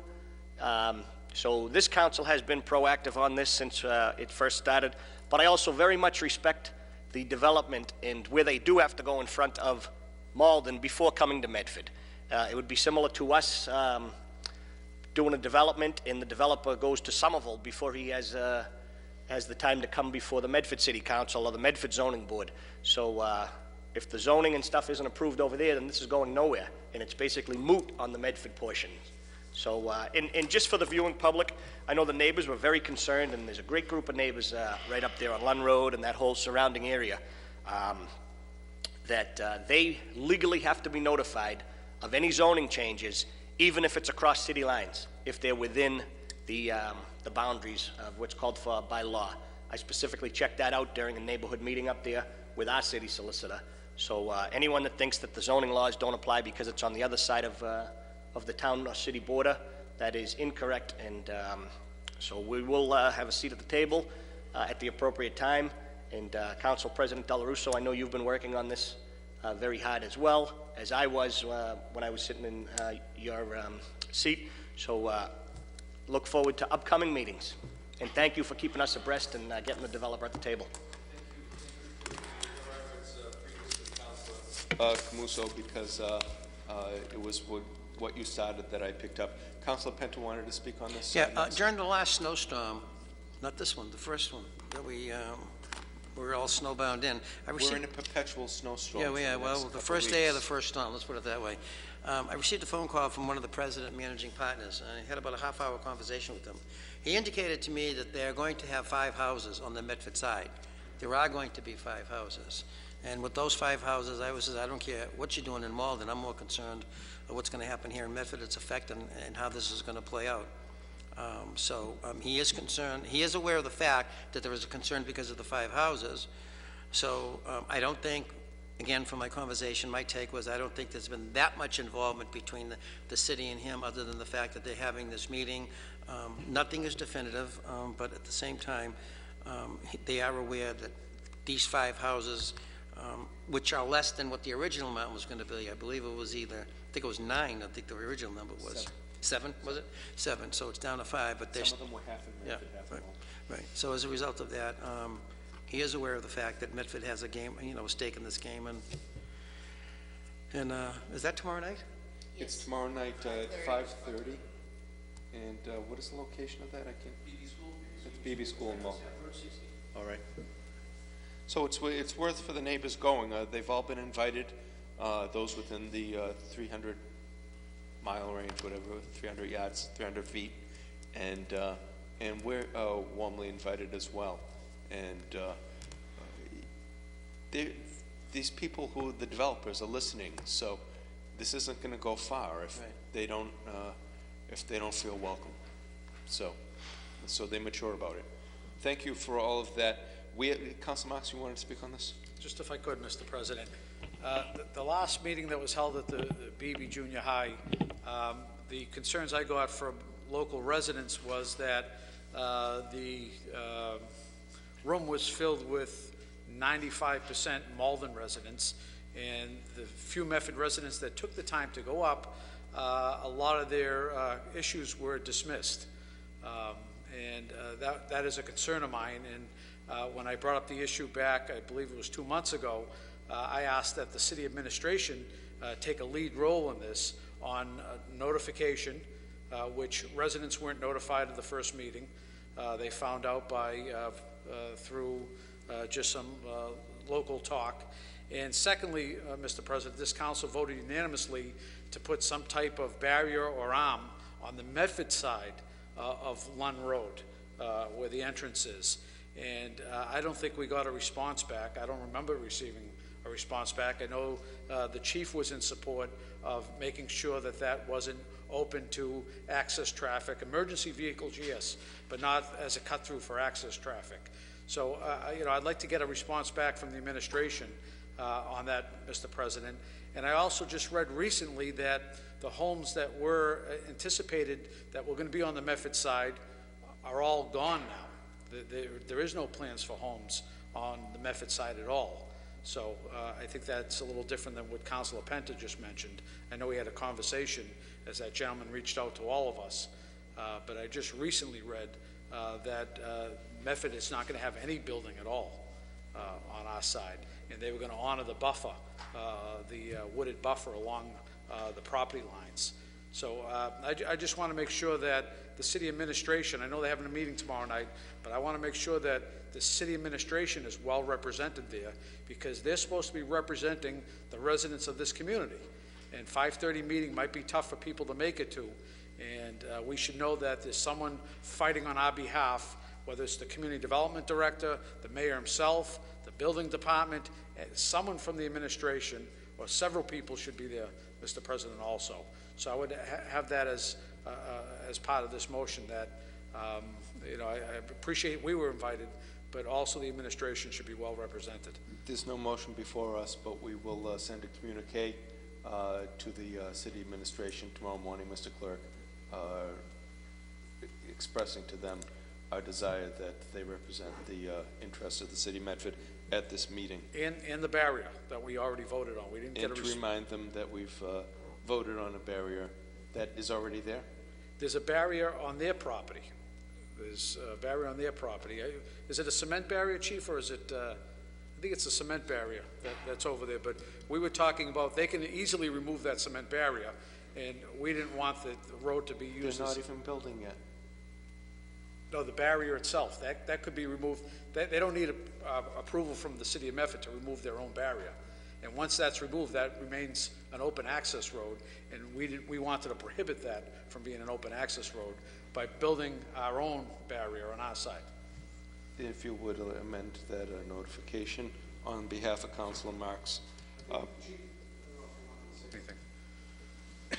No, sorry, I'm not really aware of what is there right now for a barrier. I know it used to be a fence. I'm not sure what else they may have put in place recently, but I believe that what should be there is some sort of a fire gate, at least at a minimum, so emergency vehicles can access the property, but it should not be used as a throughway or an alternate roadway in and out of that property. We've had nothing but nightmares in the past when it was open, and that neighborhood right now is totally congested with traffic morning and afternoon, so certainly nothing more than a fire gate similar to the ones you see at the DCR reservations, something that the fire department and any EMTs, anyone else can get through there easily when needed. Yes, and I think that the possible developers of this possible development have the message loud and clear of what the will of the neighbors is. Thank you. Thank you. We got one more piece here, this tower piece, if we can. Just 15-033 petition by Paul DeMello, 7 Held Circle, Medford, Mass., to address the council on cell towers. Mr. DeMello, are you present? No, if I may. Madam Vice President. If I may, I actually met with Paul DeMello last week at City Hall and recommended that he wanted to speak before the council. I recommended that he go to the city clerk and put it on the issues that he's having. I'm assuming he's not here because of the issue with the snow. So I'd just like to speak in his favor. I do live in the area as well. There is a cell tower right outside his home, and he went to the building department. I think he went to probably 2 or 3 other locations within City Hall, wasn't able to find any answers. He's just looking to see, and I agree with him, who owns the cell tower, who's responsible for it, who in the city of Medford oversees any work that's being done on it. There was a lot of work that was being done on the cell tower in January. I'm not sure if that's continued into February. But, you know, what type of insurance do they have? We would just like to know who has ownership of the tower. No, it has been there, but the work that they've been doing is after hours and early in the morning. And cell towers, you know, just always have issues, and people always are concerned with what's going on, what's being put onto the cell tower, what's being added to the cell tower. So I too would like to know, you know, who's responsible for it, what type of work is being done. I sent an email to Paul Moki, our building commissioner, probably about 9 days ago. Haven't got a response back, so if we could send a request to Paul Moki. I believe the building department is where we'd get our answers. I just haven't been able to get the answers yet. So I just want to speak on Mr. DeMello's behalf because he had true concern over what was taking place at the tower. And I too, you know, again, live in the area, and there are a lot of people that have questions with what's going on over there. So on the motion of Councilor Longo-Kern, that the building department report back to the council with regards to the cell tower next to Held Circle in Medford. Who is the owner of the cell tower? Does anybody in the building department have any, you know, oversight of what goes on, what type of work is being done at that tower? And if so, if we could get the answers, what work is being done? Is there insurance? President? Councilor Camuso. Thank you. I dealt with this with the family that the tower's in front of, and this was several years ago when they bought the house. They moved out here from the north end of Boston to Held Circle in particular, and I don't believe that's a regular cell tower. I think it may have something to do with Massport Communications in Logan Airport, but certainly that has been there for the last 20 or 30 years from when we originally looked into it. So if, I agree with Councilor Lungo-Kern to at least get an update, but unfortunately, it was something that's been there. I think it might have been there prior to the development of some of the houses up there, because I know there would have been huge public outcry at the time to put that inside a residential neighborhood. We dealt with it with some of the billboards getting switched out down on Mystic Avenue. Correct. So and that's stuff that you have to be cognizant of the fact when you buy your home. And I actually said that to the person in the family that I was dealing with at the time that moved out here from Boston. Can't buy your house next to a park and then say, hey, get rid of the park. I know I used to have that argument with my grandmother at Century Street all the time. Now my cousin Joey loves having the park there. But so if we could get those answers, though, it would at least alleviate some of the questions, concerns. And there's no reason, like Councilor Lungo-Kern said, the building department should be issuing permits for when they're doing work on it, no matter who it is. And there also should be emergency contact information on the fence that goes around it. Similar to National Grid, you drive through Burlington, and they have those huge towers that are delivering electricity, and they all say, in case of emergency, call this phone number, blah, blah, blah. That's important for after-hours emergencies and things of that nature. So I support this 100%. Thank you, Councilor Camuso. Councilor Penta. Quick question on this. On this cell tower that's going up, this is the one with the red beacon on the top? It's not going up. I mean, it's up. Is this the one with the red beacon that goes off? Are there other towers that, I mean, are there other cell things on there like AT&T and Verizon? Are they attached to that? Because if that's the case, we don't even know if they're being assessed, and that's tax revenue. So maybe we can get a further report back from the building commissioner to find out if, As amended, if they're producing revenue. yeah. In the assessor's office, too. Right. Anybody paying, who's paying, maybe they'll have the answer of the ownership. If I remember correctly, that was what it was. It was one person was the owner, and maybe Massport had some equipment on it, and Verizon, and this and that, so that's a good question. Maybe if we could ask the assessor's office with regards to who's paying the taxes on the cell tower on Held Circle, we can get some sort of answer as to what type of ownership, and start there. And then I'll look into it. I'm just not sure why the building department hasn't answered Mr. DeMello's questions nor returned my email, so I'm curious to find out why. Yes. On the motion of Vice President Lungo-Kern, as amended, and the chief wishes to speak. I'd like to add to that, if possible, when we find out who the owner is, you know, where it's probably the highest spot in the city of Medford, maybe there may be some ability for public safety to have access to those towers as well, if they're capable of holding additional equipment, microwave dishes, etc. They've been there. I know, I believe Verizon may own one of them on Murray Street, and then there's another one right behind the Glenridge. And you know, I'm not sure if, I know at one time Harvard University owned it, and then I think Channel 7 was on there. And so they're pretty huge structures, and you know, while we're at it, let's ask them if public safety could have access to it as well. We may never use it, but it'd be nice to know if we could have that opportunity. And so moved by Councilor Lungo-Kern, as recommended by the chief. Mr. Citizen. Robert Capucci, 71 Everett Street. If I could just add a request, because Councilor Camuso brought up the towers in Burlington, is it if it is at all possible to find out from the safety department if this tower is giving off any radiation, because a lot of those towers do. That could be another public safety concern. It's a serious public health concern for people. On the motion of approval by Vice President Lungo-Kern as amended, all those in favor, all those opposed, motion carries. We have a few papers in hand of the clerk. Did Councilor Penta ask for suspension to discuss?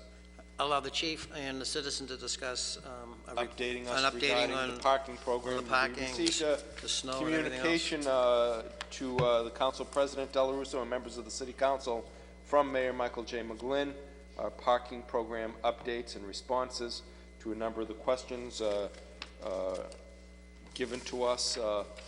And so perhaps if the councilor would like to speak on them briefly, and then allow the chief to address the matters. And I know there's a local shopkeeper too who would like to speak. He's presented us with additions which have been duly recorded by the clerk to his petitions. I'd like to hear from the gentleman, the citizen first. Thank you. He's been waiting.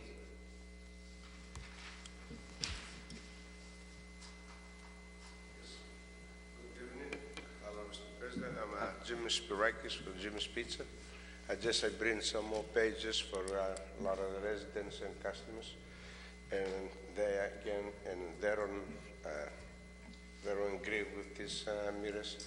Also, we find out Friday night we have a lot of problems with customers. We give it 20-25 minutes to pick up an orders. And it was busy night, you know, they know already, so people never, as they coming in, they jump out, they coming back. Actually, 2 customers, they arguing a little bit with my son. Says, I placed an order 20 minutes. Says, not ready. I says, we have a lot of orders, you know, we have to wait a little bit. He says, yeah, but I says, I got a car up there. Says, I'm going to put the money there, so I want to get a ticket. So, you know, back and forth, it was already 3 customers. We have this discussion Friday night. So, and again, Mr. Chief, there they come, and I appreciate they come to see in the lunchtime. It was 5 minutes of 12. There was not even one customer in the store. It's been spent about 20 minutes. No one. And usually lunchtime, at least, we have at least about 15, 20 orders. They're gone out or customers sitting. And after you leave, customer comes all the time for roast beef. He likes the roast beef sandwich. He reads a newspaper for 10 minutes. He says, Jimmy, put it to go, because says, I don't want to pay money with the mirror. Says, I got to park my car someplace down there, Grove Street. Says, I can eat my sandwich, read my newspaper. It's embarrassing. You know, I want to say I can give you a quarter, but it's not nice to say to the customer. I mean, really affect this mirrors a lot of people. And again, I got a customer for Playster Road. He works for a post office in Arlington. He said, Jimmy, we like your food, but why should I pay money? Says, to come here. I can go, says, down the street, no mirror down the street from you, or I can go in Arlington. I have, it says, 2 hours parking free. After 2 hours, says, I just put a quarter, regular, those all mirrors. Says, I don't mind to do that after if I stay over 2 hours. But this is ridiculous. Says, I have to pay for 10 minutes. I have to pay money. So anybody comes, even goes next door to the bakery, they go to the tailor, they say over and over the same thing. So I don't know any decisions, anything yet, because we come in every week, and I don't know what is going to happen. And really, business is very, very slow. Very slow. I can bring my receipts. I can bring my revenues from 6 months ago. Of course, this time of the month, you know, it's always slow after the holidays, but not really that slow. People really, I mean, this mirrors fact, they don't want to pay the money. That's what I want to say. I don't know when we're going to make any decisions in the next couple of weeks. Thank you. I appreciate it. Thank you very much, Mr. Jimmy.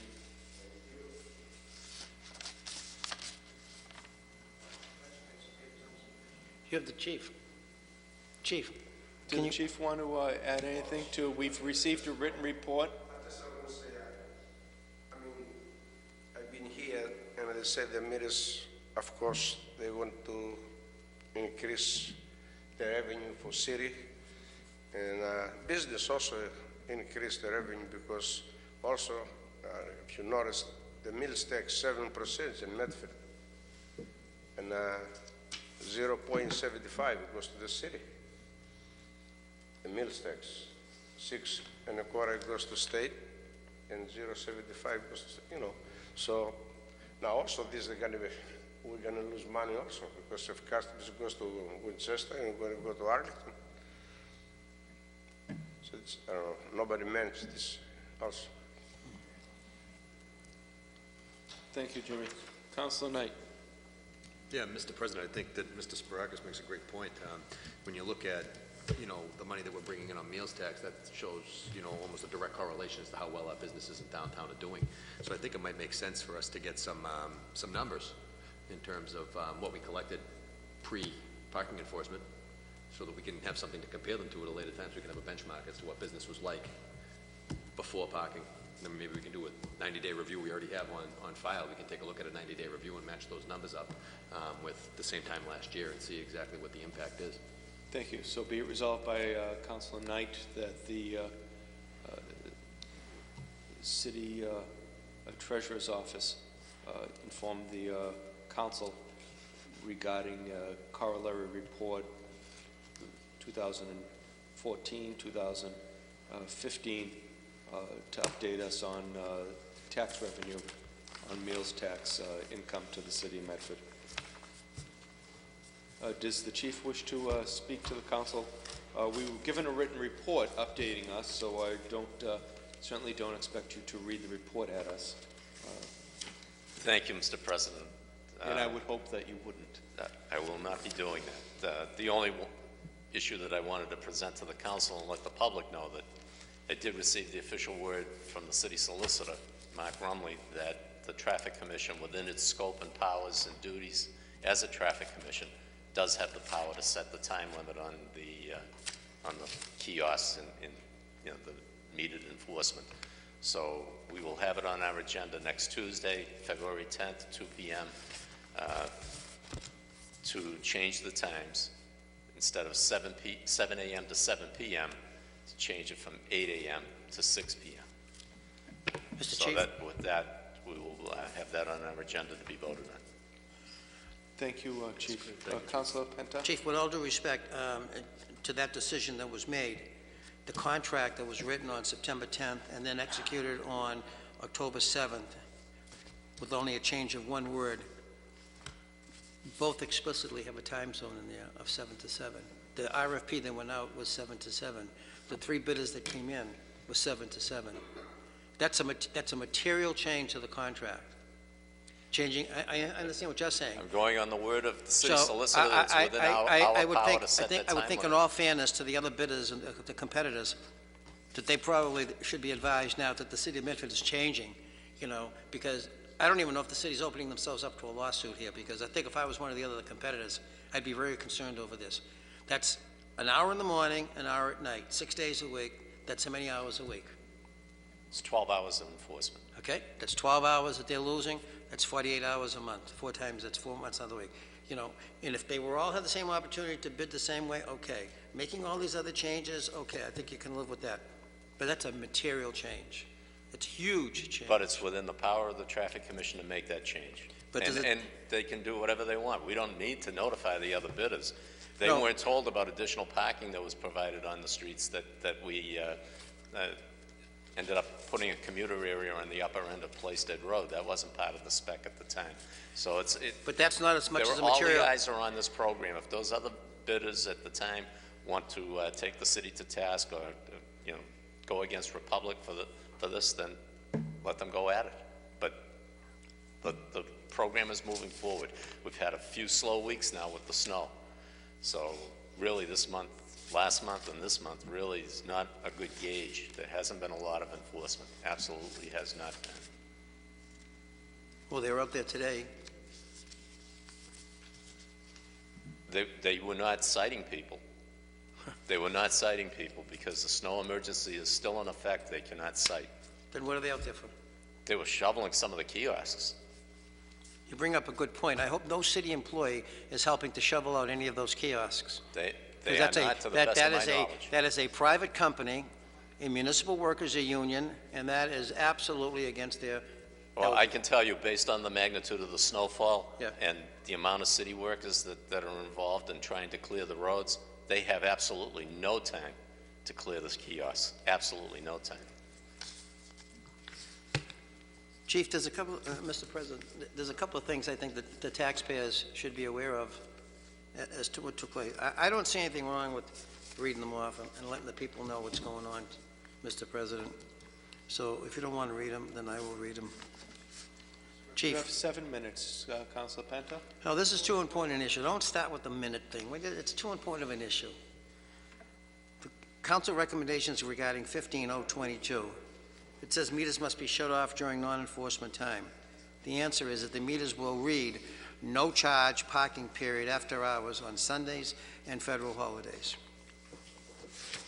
So they're going to change the meter to do that? No, the meters are already programmed for that. Actually, the meter, the kiosk that we had at the police academy when we had our first meeting, we actually tried to use that meter after 7 p.m., or actually it was after 8 p.m. when the meeting ended, and it wouldn't take any money. It shut down because the time limit was 7, and it actually said the words that are highlighted in that document: no charge parking period.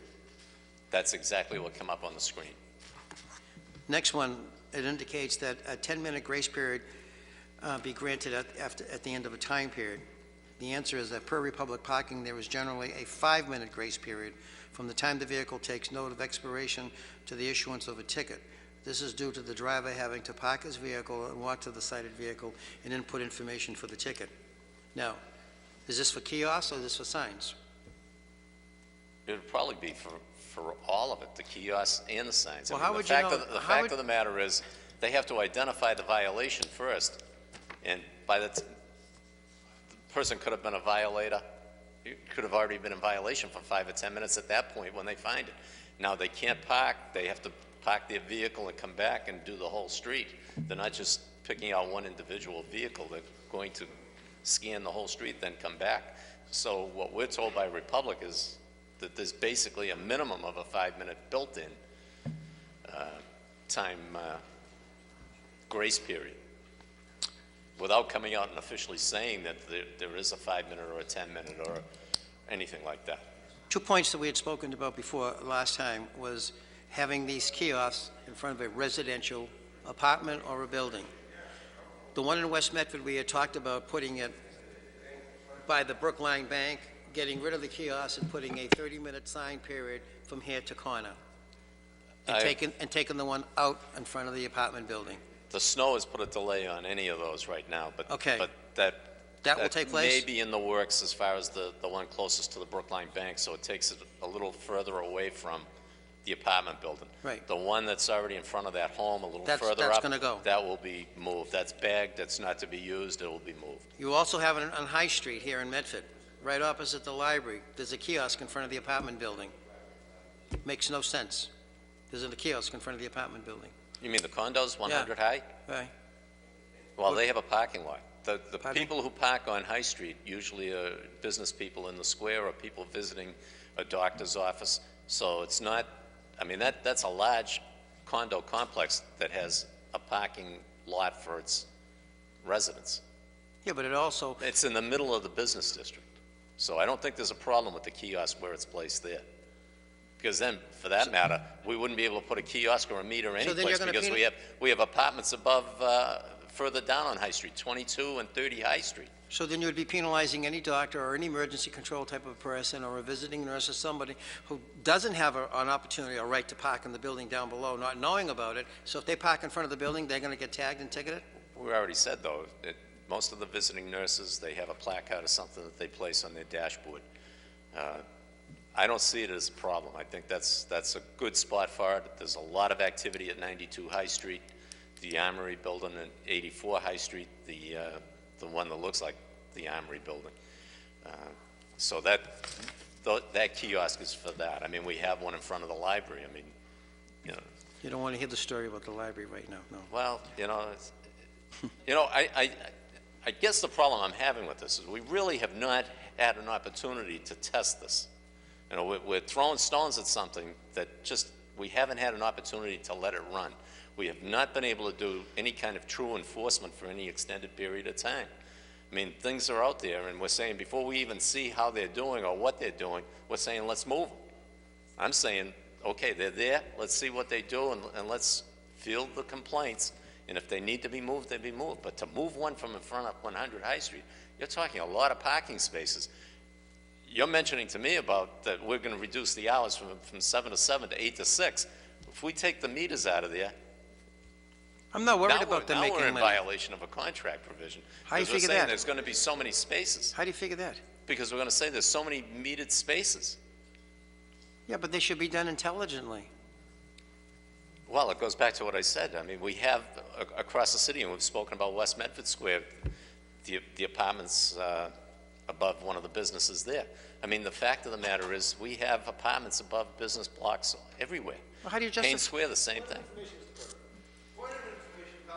I think it might make sense that we go through the actual changes that the Traffic Commission has made prior to, you know, going through each point and making critical commentary. You know, we're talking about locations of kiosks now. We're under item C, 10-minute grace period at the end of paid time. Now we're talking about locations of kiosks. I think we're really kind of veering off course here.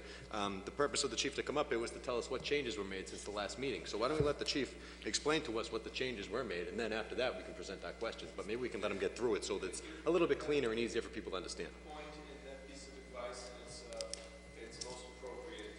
Councilor Penta has 2 minutes and 43 seconds left on the floor, so if you'd like to continue, we can. Well, you want to talk for 2 minutes and 43 seconds from the chair? Number E, Mr. President.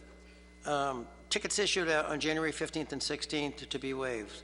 The answer is the individual has a right to appeal any ticket according to the lawful procedures. Again, I think it's totally unfair because we all know what happened on that particular day. Are you telling me that a police officer in an unmarked car could not issue a citation because people didn't recognize it as a police car? This was the whole issue that you presented because the parking enforcement vehicles had temporary Tennessee tags and they didn't have the lettering on them. Right, they had nothing on there. But when they step out of the vehicle, it says Republic Parking on their jacket or that says Parking Ambassador on the back, and they can present a ticket. I mean, they can write it. They're authorized. They're authorized just because it's an unmarked vehicle. These didn't have them on there, Chief. No, but they had Republic Parking. So the person has the right, if they wish to, appeal the ticket and say that they feel as though they were issued it wrongfully. I thought when we discussed this originally, these were tickets issued for parking in front of a fire hydrant, parking in a handicapped spot, and I thought this council voted to say, we're not going to eliminate any tickets for that period. I understand what the council is saying about the vehicle going around and the registration and a lot of other issues that were mentioned, but I thought we voted against saying to waive tickets on the 15th and 16th. So I'm not quite sure why this was even on there. I thought we removed this. I thought we removed this. Thank you for your point of information, Councilor Marks. Point of information, Councilor Knight. As I remember it, Mr. President, Mr. Nash came up, and Mr. Nash said that we'd work to waive all the tickets issued on January 15th and 16th. However, if it was a handicap violation, a bus stop, or a fire hydrant, that was something that they weren't willing to entertain. However, any type of kiosk violation was my understanding was what that they were willing to waive. But however, any type of violation that would be, you know, a normal infraction that necessarily wouldn't be a creature of the parking management program wouldn't be waived. You know, if you're parking in a bus stop or a fire hydrant or something like that. That was my understanding, and I think we all did agree that those tickets would not be waived in terms of handicap or fire hydrant. Thank you. Mr. President, just to follow on that, Mr. Nash was advised after the meeting also, he does not have the power to waive any tickets at any time. Thank you, Mr. Chief. And Number F. Floor goes back to Council Penta. Add orange to the ticket color-coded in an envelope. Republic says that they'll add orange to the ticket, but they're not going to have an envelope because it's, quote, it's sound environmental practice not to put an envelope, and that's But they are going to color code the ticket and make it look more official because they did take the conversation that occurred here at the council meeting about the ticket almost looking like a register receipt from a grocery store, so at least it will be an orange ticket. Then it says, change the word from officer on ticket, and they're not going to change it. They're keeping the word officer. Oh, parking enforcement officer, so it's clear what they are. They're not, it's not patrol officer, it's not sergeant, lieutenant, or any of that. Then the next one on the next page is that reflective signs be placed on both sides of the kiosk. It says Republic is in the process of ordering additional all-weather signs to affix, blah, blah, blah.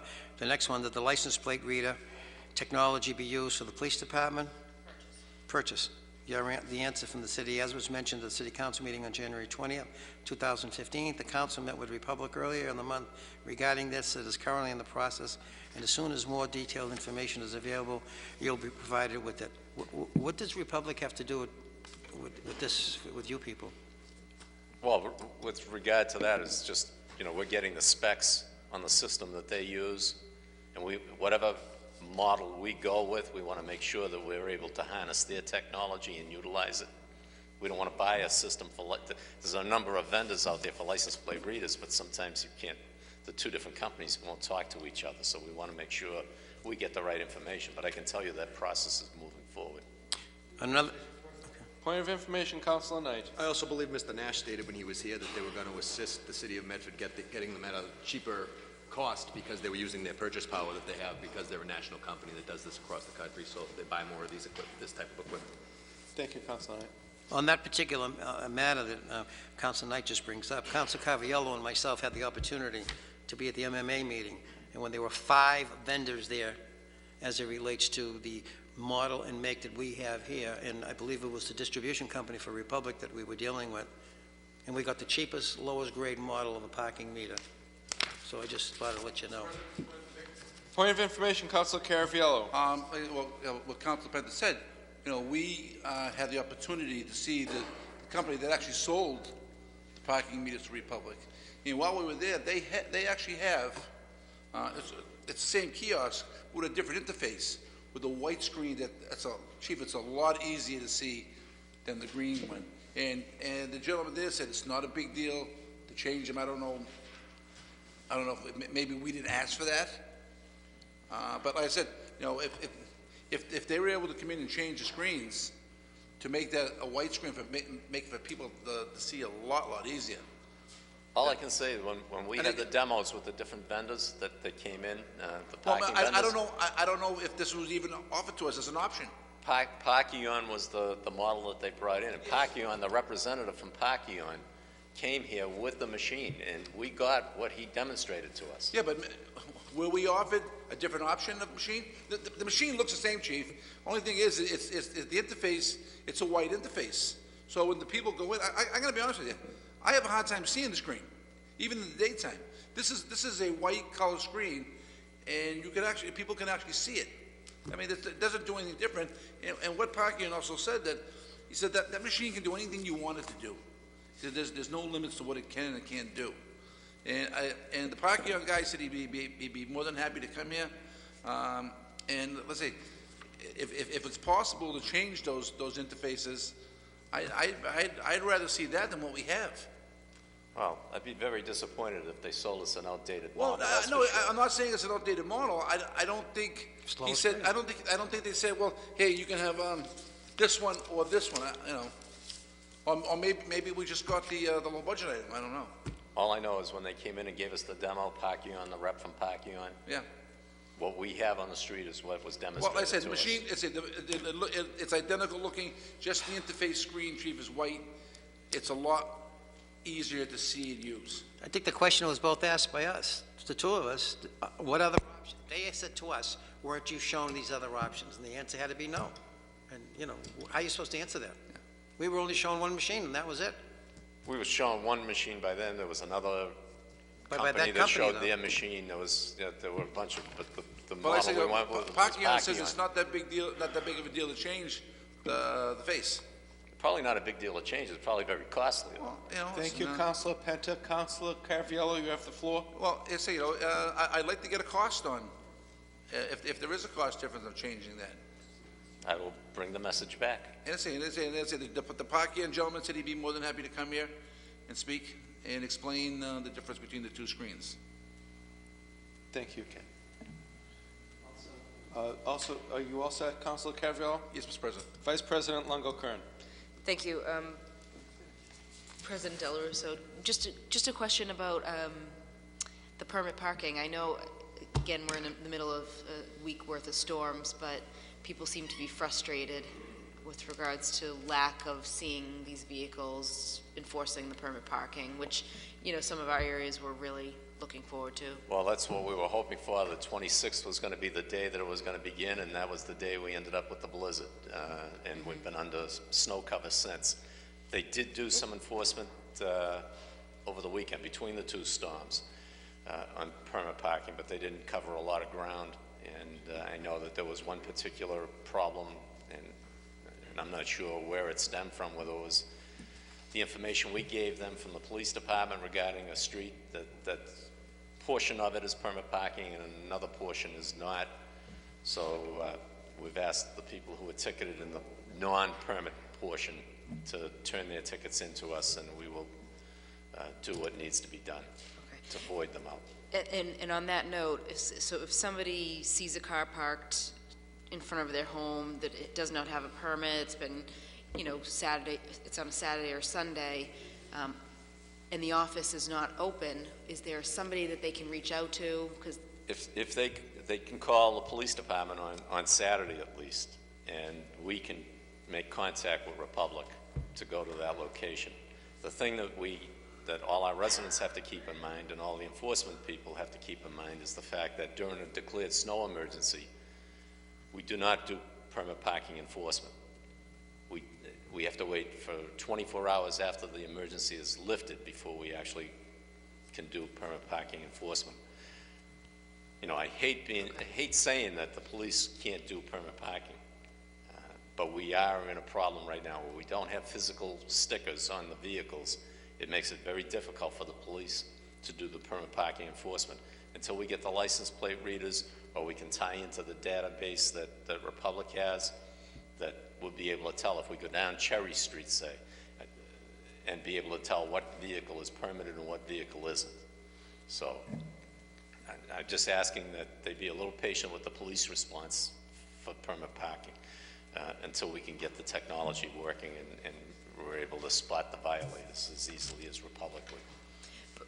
So going forward, once the snow's cleared and we're back, you know, we're into spring, your officers will know that if they get a call on a Saturday, they'll know how to contact Republic to, yes, you know, resolve some of these issues for the We're even residents. talking about radio communications for them, so that something can just be broadcast out, so that we can reach them that easily to give them a radio and send them to a certain street. Okay. Thank you. Thank you, Council Vice President Longo-Kern. Next in line is Councilor Knight. Actually, I think you put that on an error, Mr. President. You're all set?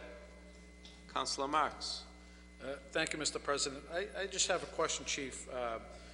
This council has asked on several occasions that we increase the free parking, and we've offered suggestions, the first 15 minutes free citywide, up to 30 minutes free citywide.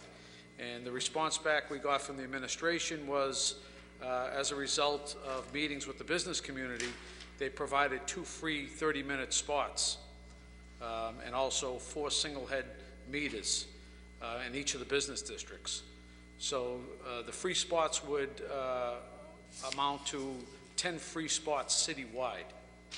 So each of the 5 business districts would have 2 free spots. I agree with the limited hours of operation, changing it from 7 to 7 to 8 to 6. And that falls under your purview as a traffic commission. I would also say 30-minute free parking would also fall under the traffic commission's purview. Would you agree with that, Chief? That I have to look at. I have to speak with the city solicitor on that. I know that there were certain locations throughout the city and the different business districts that it was already agreed upon that 30-minute free parking would be provided. Right, but from what I hear, as a rule of thumb, if we don't change the number of metered spots, we fall within the guidelines of the contract. This is from what I understand. By adding 30-minute free parking for the first 30 minutes, we're not changing the number of metered spots. And in my opinion, I'm not a legal counsel, but I would say that that would fall under the jurisdiction of the Traffic Commission. And from what I hear from business owners, we had Jimmy from West Medford come up. We've heard from another number of business owners, number of residents that want to run into the store for 2 minutes and pick up a newspaper or something. This would solve a lot of issues, Chief, a lot of issues. And if it falls under your purview, I think it goes hand in hand with the limiting of the hours of operation also. And I think this is a necessity, Chief. Well, I think, again, it's something I defer to the city solicitor for a ruling on it, because I'm not that familiar with the contract and the contract language between the city and Republic. So I want to make sure whatever we do, we're doing legally. Right, but we waited to get the ruling for the 8 to 6. I think at this point we could wait to see if there's a ruling that could allow either a 15-minute free or a 30-minute free. We just talked about that's 12 hours of enforcement we're cutting back. If you multiply that out as far as the free 30 minutes in every spot in the city, that would be substantially larger than the 12 hours of non-enforcement. So I don't want to totally just trash the contract. Well, I don't know at what point are we in violation of the contract if we make changes. I really don't understand. I don't think anyone behind this ruling totally understands. Well, I think it gets back to the substantial and material changes, and that probably would fall within substantial and material change, because then everyone could go to any place in the city and they'll still have the free parking for the first 30 minutes. And, you know, a lot of the activity that's conducted in many of the businesses probably falls within that guideline, the 30-minute rule. Right, but as you know, the whole reason that we implemented this was to move cars along. And providing a 15 or 30-minute grace period accomplishes such that it still moves cars along. So I don't see that we'd be going back from what our mission was to move cars along in the business district. And if you're able to take 2 hours a day off of their enforcement, that's revenue that they could be generating. You're minusing 2 hours. I don't see why 30 minutes would be any different. Well, I'm looking at that 7 a.m. I think that was a 0 hour anyway. 7 to 8 a.m. I don't think was going to amount to much of anything. Well, we don't have any statistics. We have no data yet. But I'm just saying, if you drive through any of the business districts at 7 in the morning, you see limited parking anyway. So it wasn't a heavy hit on that end. It was a bigger hit probably from 6 p.m. to 7 p.m. But even that probably wasn't as great. But if you talk the rest of the day, a free 30 minutes in every space, that could be substantial. Yeah, I think that's a sad commentary when you can say from 7 to 8, there's no cars there anyways. Well, it's limited. I mean, it's limited because it's unfortunate it's limited because there's no magnets. Mr. President, I would ask then if we have to do this piecemeal, that we ask the city solicitor by a vote of this council whether or not we could implement either 15 or 30-minute free parking citywide, and if that's under the purview of the Traffic Commission. And once we get that response back, because the response we received back from the administration, it says no additional changes will be made at this time. That would lead me to believe that changes could be made. That would lead me to believe that changes could be made. And so I think maybe it's appropriate that we get a legal opinion from the city solicitor.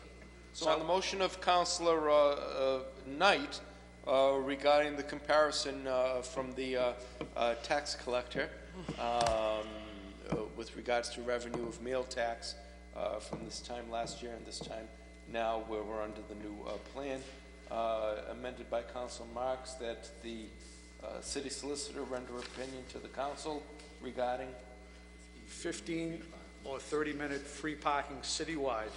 That is whether that falls under the purview of the Traffic Commission or if it's a contractual agreement that needs to be done. And the clerk has that. And subsequently or previously amended by Councilor Carviello for asking for the cost of white screens. Councilor Marks, are you all set now? I am, thank you. Thank you very much, Councilor Marks. Next in queue is Councilor Camuso.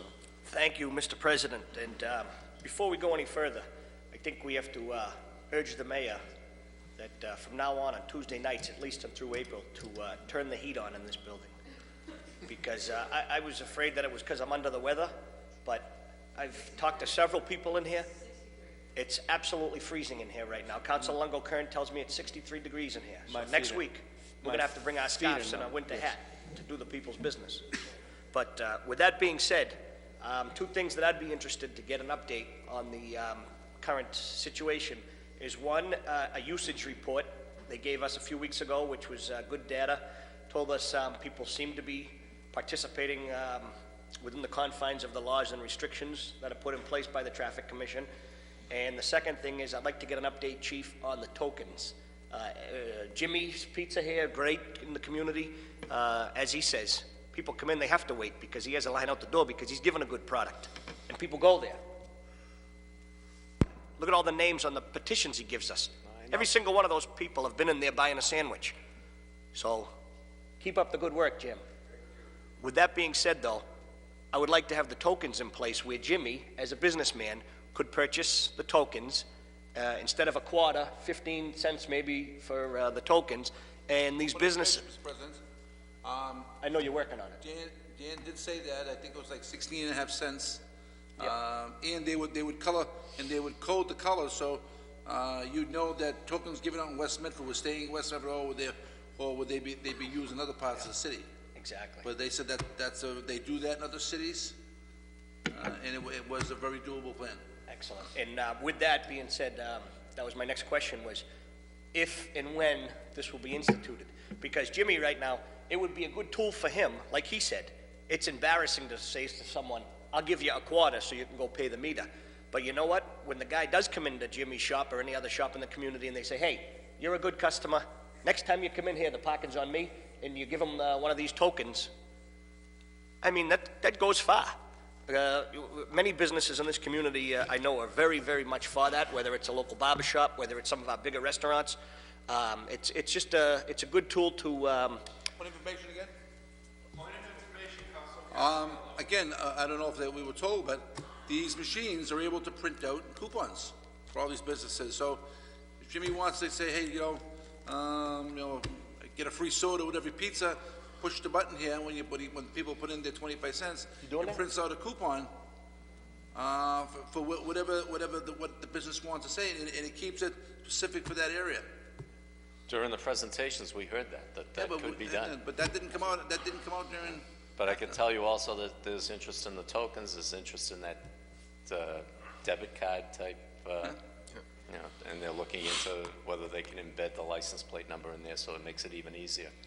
So there is interest in that, and Republic is researching all of them. Some of these machines have been acting up to the point where it's been very customer friendly. You throw in a quarter and you get 2 quarters back.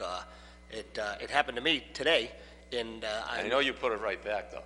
Yes, of course I did. I put the quarter right back in. I drove to the office in South Medford and I gave it to them. Yeah. No, but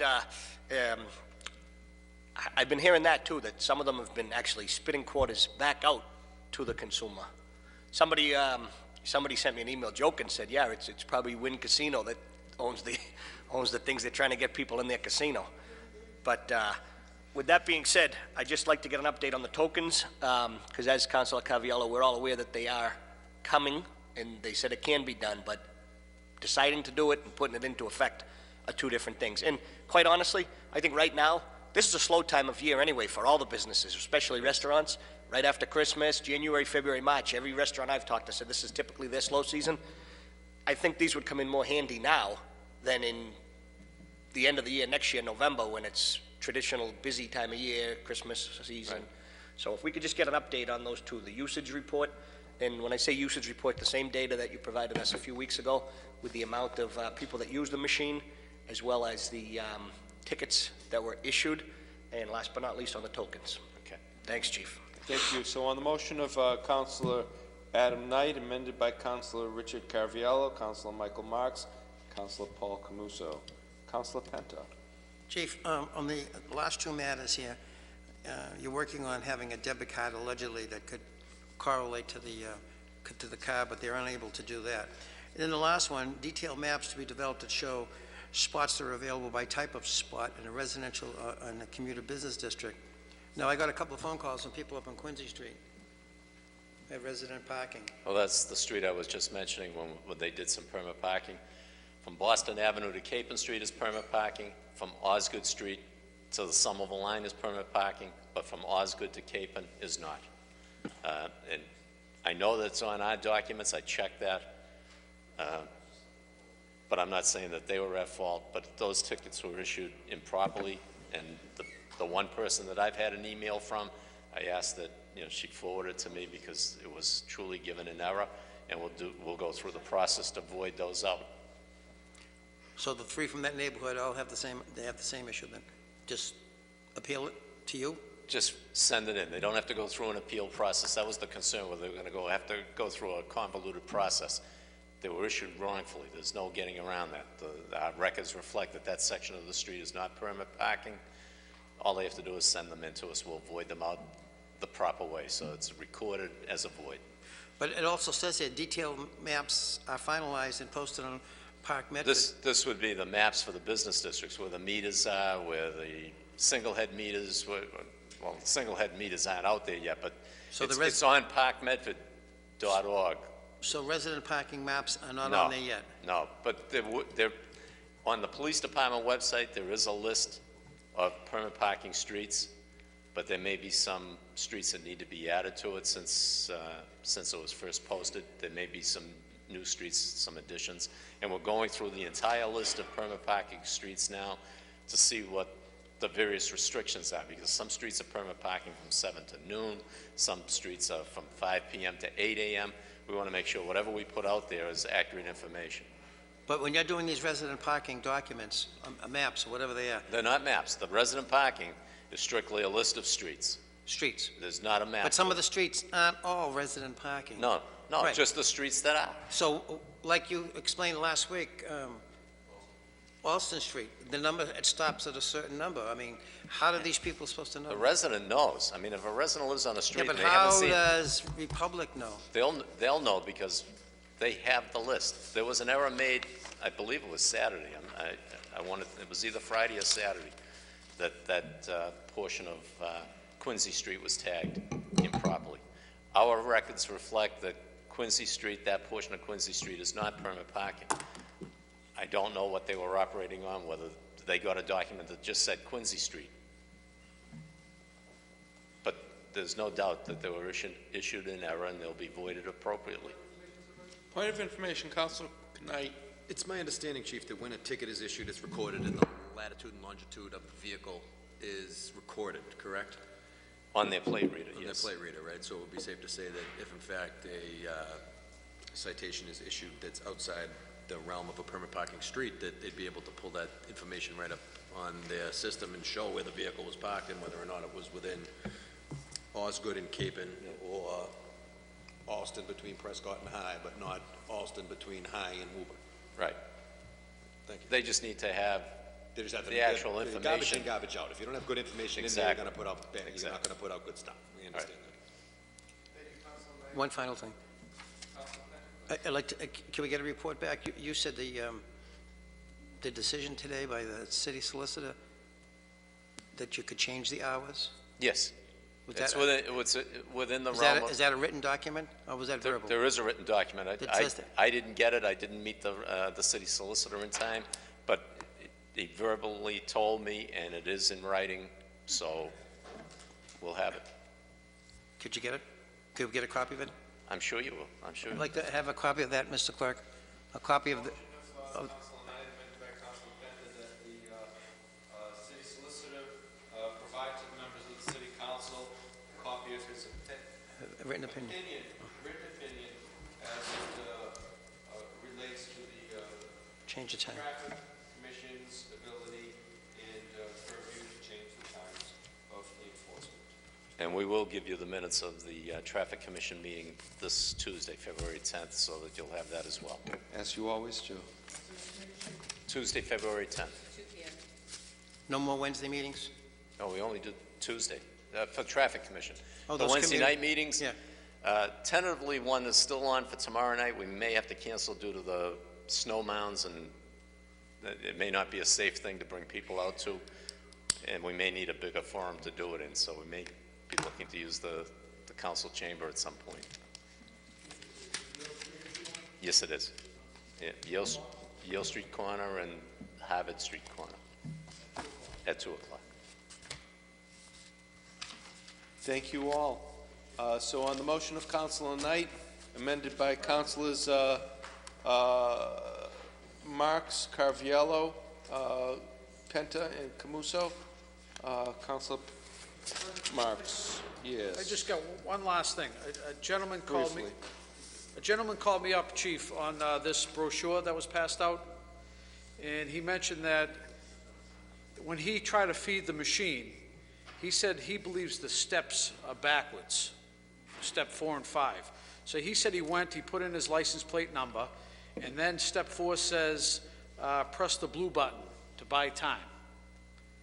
He's saying that you're supposed to press the green button, then put the money in, and then press the blue button.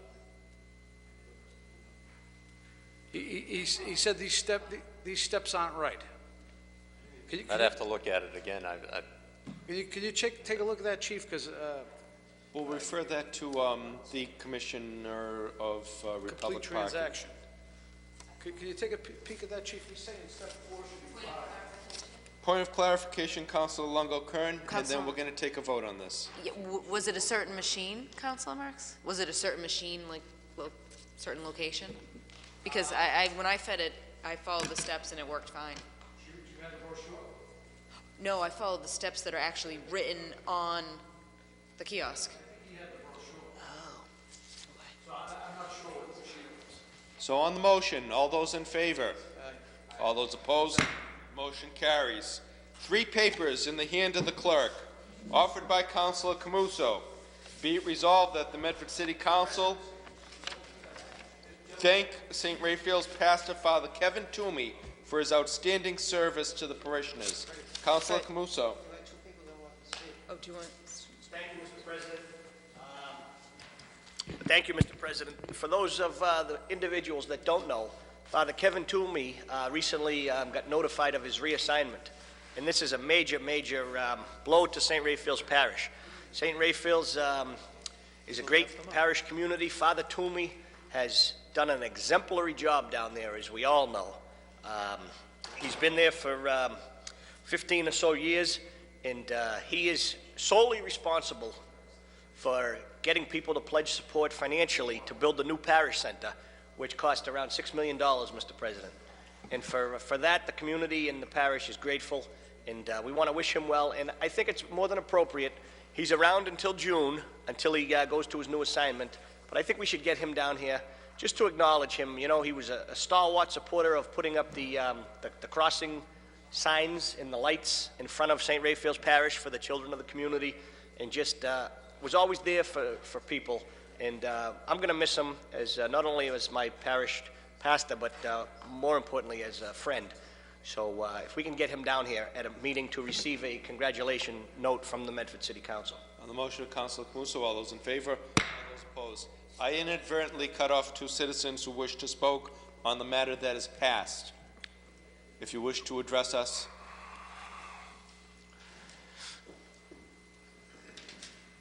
Give your name and address for the record. Robert Capucci is 71. The matter is disposed of, as you know. Yes, Mr. President, thank you very much. Robert Capucci is 71 Evans Street. I didn't plan on speaking on this tonight, but a couple of points came up that I had to voice my concern about.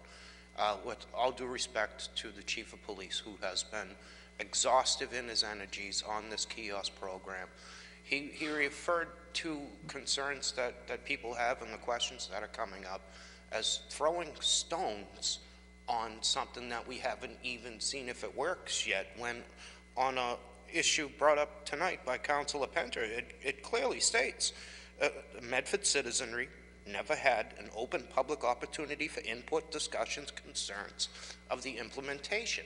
Is it throwing stones? And with all due respect, I have great respect for the Chief of Police. I just wish he would term it differently. Was it throwing stones for Jimmy's Pizza to come up here and address his concerns? Was it throwing stones for the woman who talked about Plaisted Road and what she has to do to get permit? Was it throwing stones for the guy who owns the lock company? Was it throwing stones for all the other citizens and businesses that have come up here? And my second point is on the 30-minute parking amendment or query posed by the Honorable Michael Marks. That's never going to happen, because that will get rid of all the money these folks are going to be collecting on this.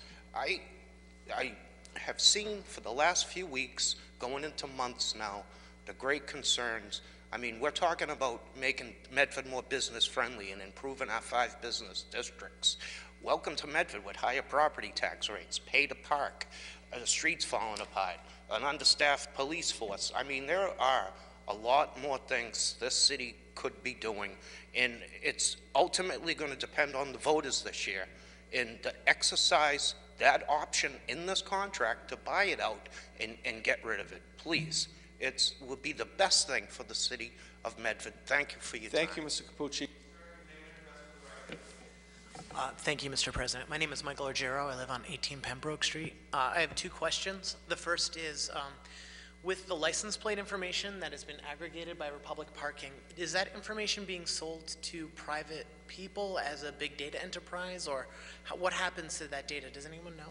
Sir, we've disposed of this already, Oh, so I'm sorry. ask your second question, and then the chief will address you. Oh, thank you. My second point is I've been volunteering at the senior center, and a number of seniors have expressed confusion over how to input, their license plate and pay for it. Maybe it would be helpful if someone from Republic Parking would go down there and give a lecture. Some of these individuals have trouble, putting in emergency contact numbers into their phones. They're not particularly tech savvy. Thank Thanks. you. The chief will address both those questions, as he's the expert on this. I don't know if I'm the expert, but the second one first, I know that Mr. Nash is planning to do another meet and greet with at the senior center, bringing a kiosk to the location so people can actually touch it, feel it, push the buttons, and see how it works. So that I don't know exactly when that's scheduled for, but I know it's sometime soon. With regard to the license plate reader, I am informed by Republic Parking that they save the data for 8 hours. They do not sell it to anyone. If they cite a vehicle, then they save it as a record of the citation of the vehicle, and then it's disposed of after all the appeal process of the ticket is paid for. But just going down the street and gathering plates, at the end of the day, it's purged. The system is purged. So but absolutely no information sold to anyone. No mailing lists, nothing? No. Thank you very much, Chief. Thank you, sir, for those 2 helpful questions.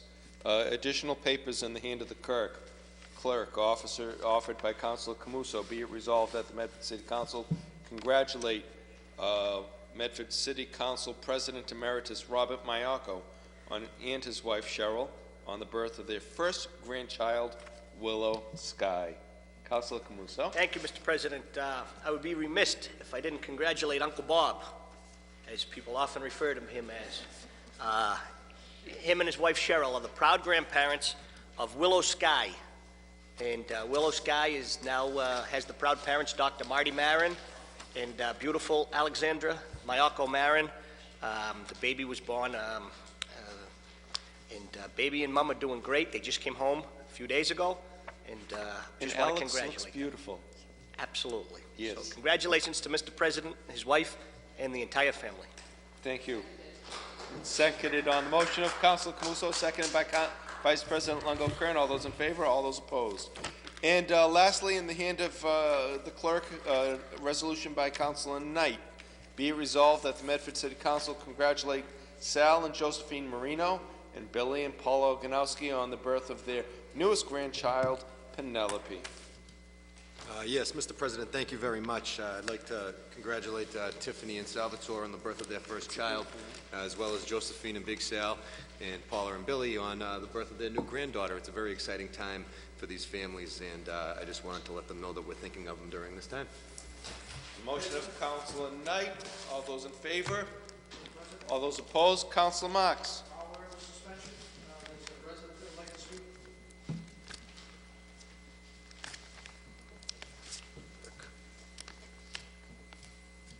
Good evening. Joe Villione, 59 Garfield Ave. Thank you, City Council.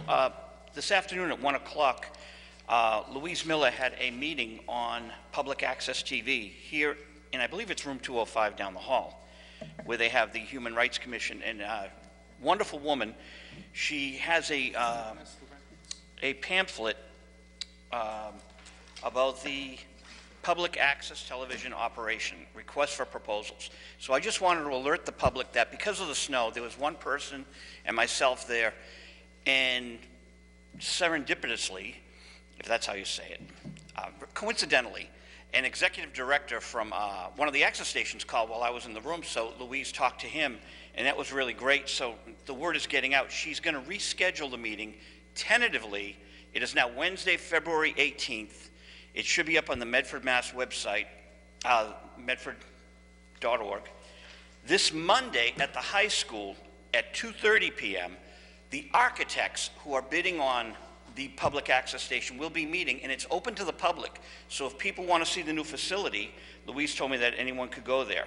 Now, this is very important because 9 months from today, of course, is the election, 273 days away. What was a little discouraging was if the access station is granted to someone in April, as the other individual in the room said, we might not have it until September, and this election is critical. So what I would like our mayor to do is maybe see about opening the airwaves, and we had discussed this, so that people can have some kind of access, maybe with the high school, Mr. Dempsey or Ms. Goldsberry, because they run the high school channel.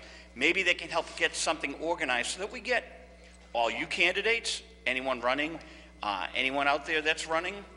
I know that the attorney that runs the NAACP, Mystic Valley, I know he's already put on his Facebook that he's running. This is an excellent opportunity for he and other people running to let's get the ball rolling right now. It can be done. Thank you. Thank you, Citizen Filioni. The records were passed to Vice President Lungo-Curran for the meeting of January 20th, 2015. Madam Vice President, how did you find those? I found the records in order and move approval. I also want to announce a fundraiser that the Medford Family Network is having on Saturday at 12 p.m. at the McGlynn School. It's an ice cream social for all families. All families are welcome. Yes, I could not eat ice cream if I thought of. But just want to let everybody know about the fundraiser. I think it's $10 a person and goes to a great cause. A very great cause. Thank President? you for that. On the motion of Vice President Lungo-Curran for the approval of the minutes, all those in favor, all those opposed, Councilor Camuth. Yes, I know we did laugh about it a little earlier regarding the climate control in this building. I wouldn't expect any secretary, any public employee in this building or school or any municipal building to work in the temperatures that we've worked in the last couple council meetings. This is ridiculous. If there's a problem with the system in this room, then the mayor and or his designee can get it taken care of. In the summertime, it's stifling in here, and it's freezing in here tonight. I think no one can argue with that. We have people that actually left the meeting because of the temperature in this room. It's And you're ailing, but my feet are numb. Exactly. Yeah, the last few council meetings, at least it's been 66, 67, and then it will gradually go down by 11 o'clock. While we were still here, it got down to about 63. Tonight we came in, it was 64, and it's gradually going down, so I can't feel my toes either. I think I can see my breath, though, which is nice. And so if we could move, if we could put it in writing to, I know from the building department, Fargo has been down during council meetings in the past to adjust the heat or the air conditioning. I agree. If this is happening during the day, it's unacceptable for the people that work in this building. And just to follow up, a few weeks ago, Alicia Hunt was in here adjusting the temperature, and I believe they had it set to go off at like 9 o'clock. I don't remember a city council meeting in the history of the city of Medford for the past 30 years that hasn't gone till 9 o'clock. So, has gone, you know what I'm saying, I said that wrong. Has gone less than 9 o'clock. There was about a 6-month range where some of the meetings were shorter, but that was due just to the smaller agendas. This is absurd.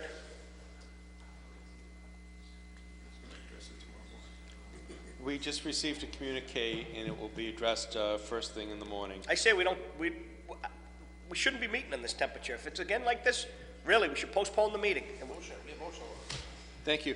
Councilor Penta has been patiently waiting for the Real floor. quick, I'd like to send the council send some congratulations to, not congratulations, some get well wishes to Rick Caviello's father, who unfortunately is in the hospital right now, and Thank you. And that's- I want to thank the Westwood Fire Department and Armstrong Ambulance for their quick response to my dad and when he passed out this afternoon in West Medford. Okay. Best wishes How's he to doing? Mr. Caviello. They kept him in the hospital. Councilor Marks. All set, Mr. President. Thank you, councilors. On the motion of Vice President Longo-Kern for adjournment, all those in favor? All those opposed?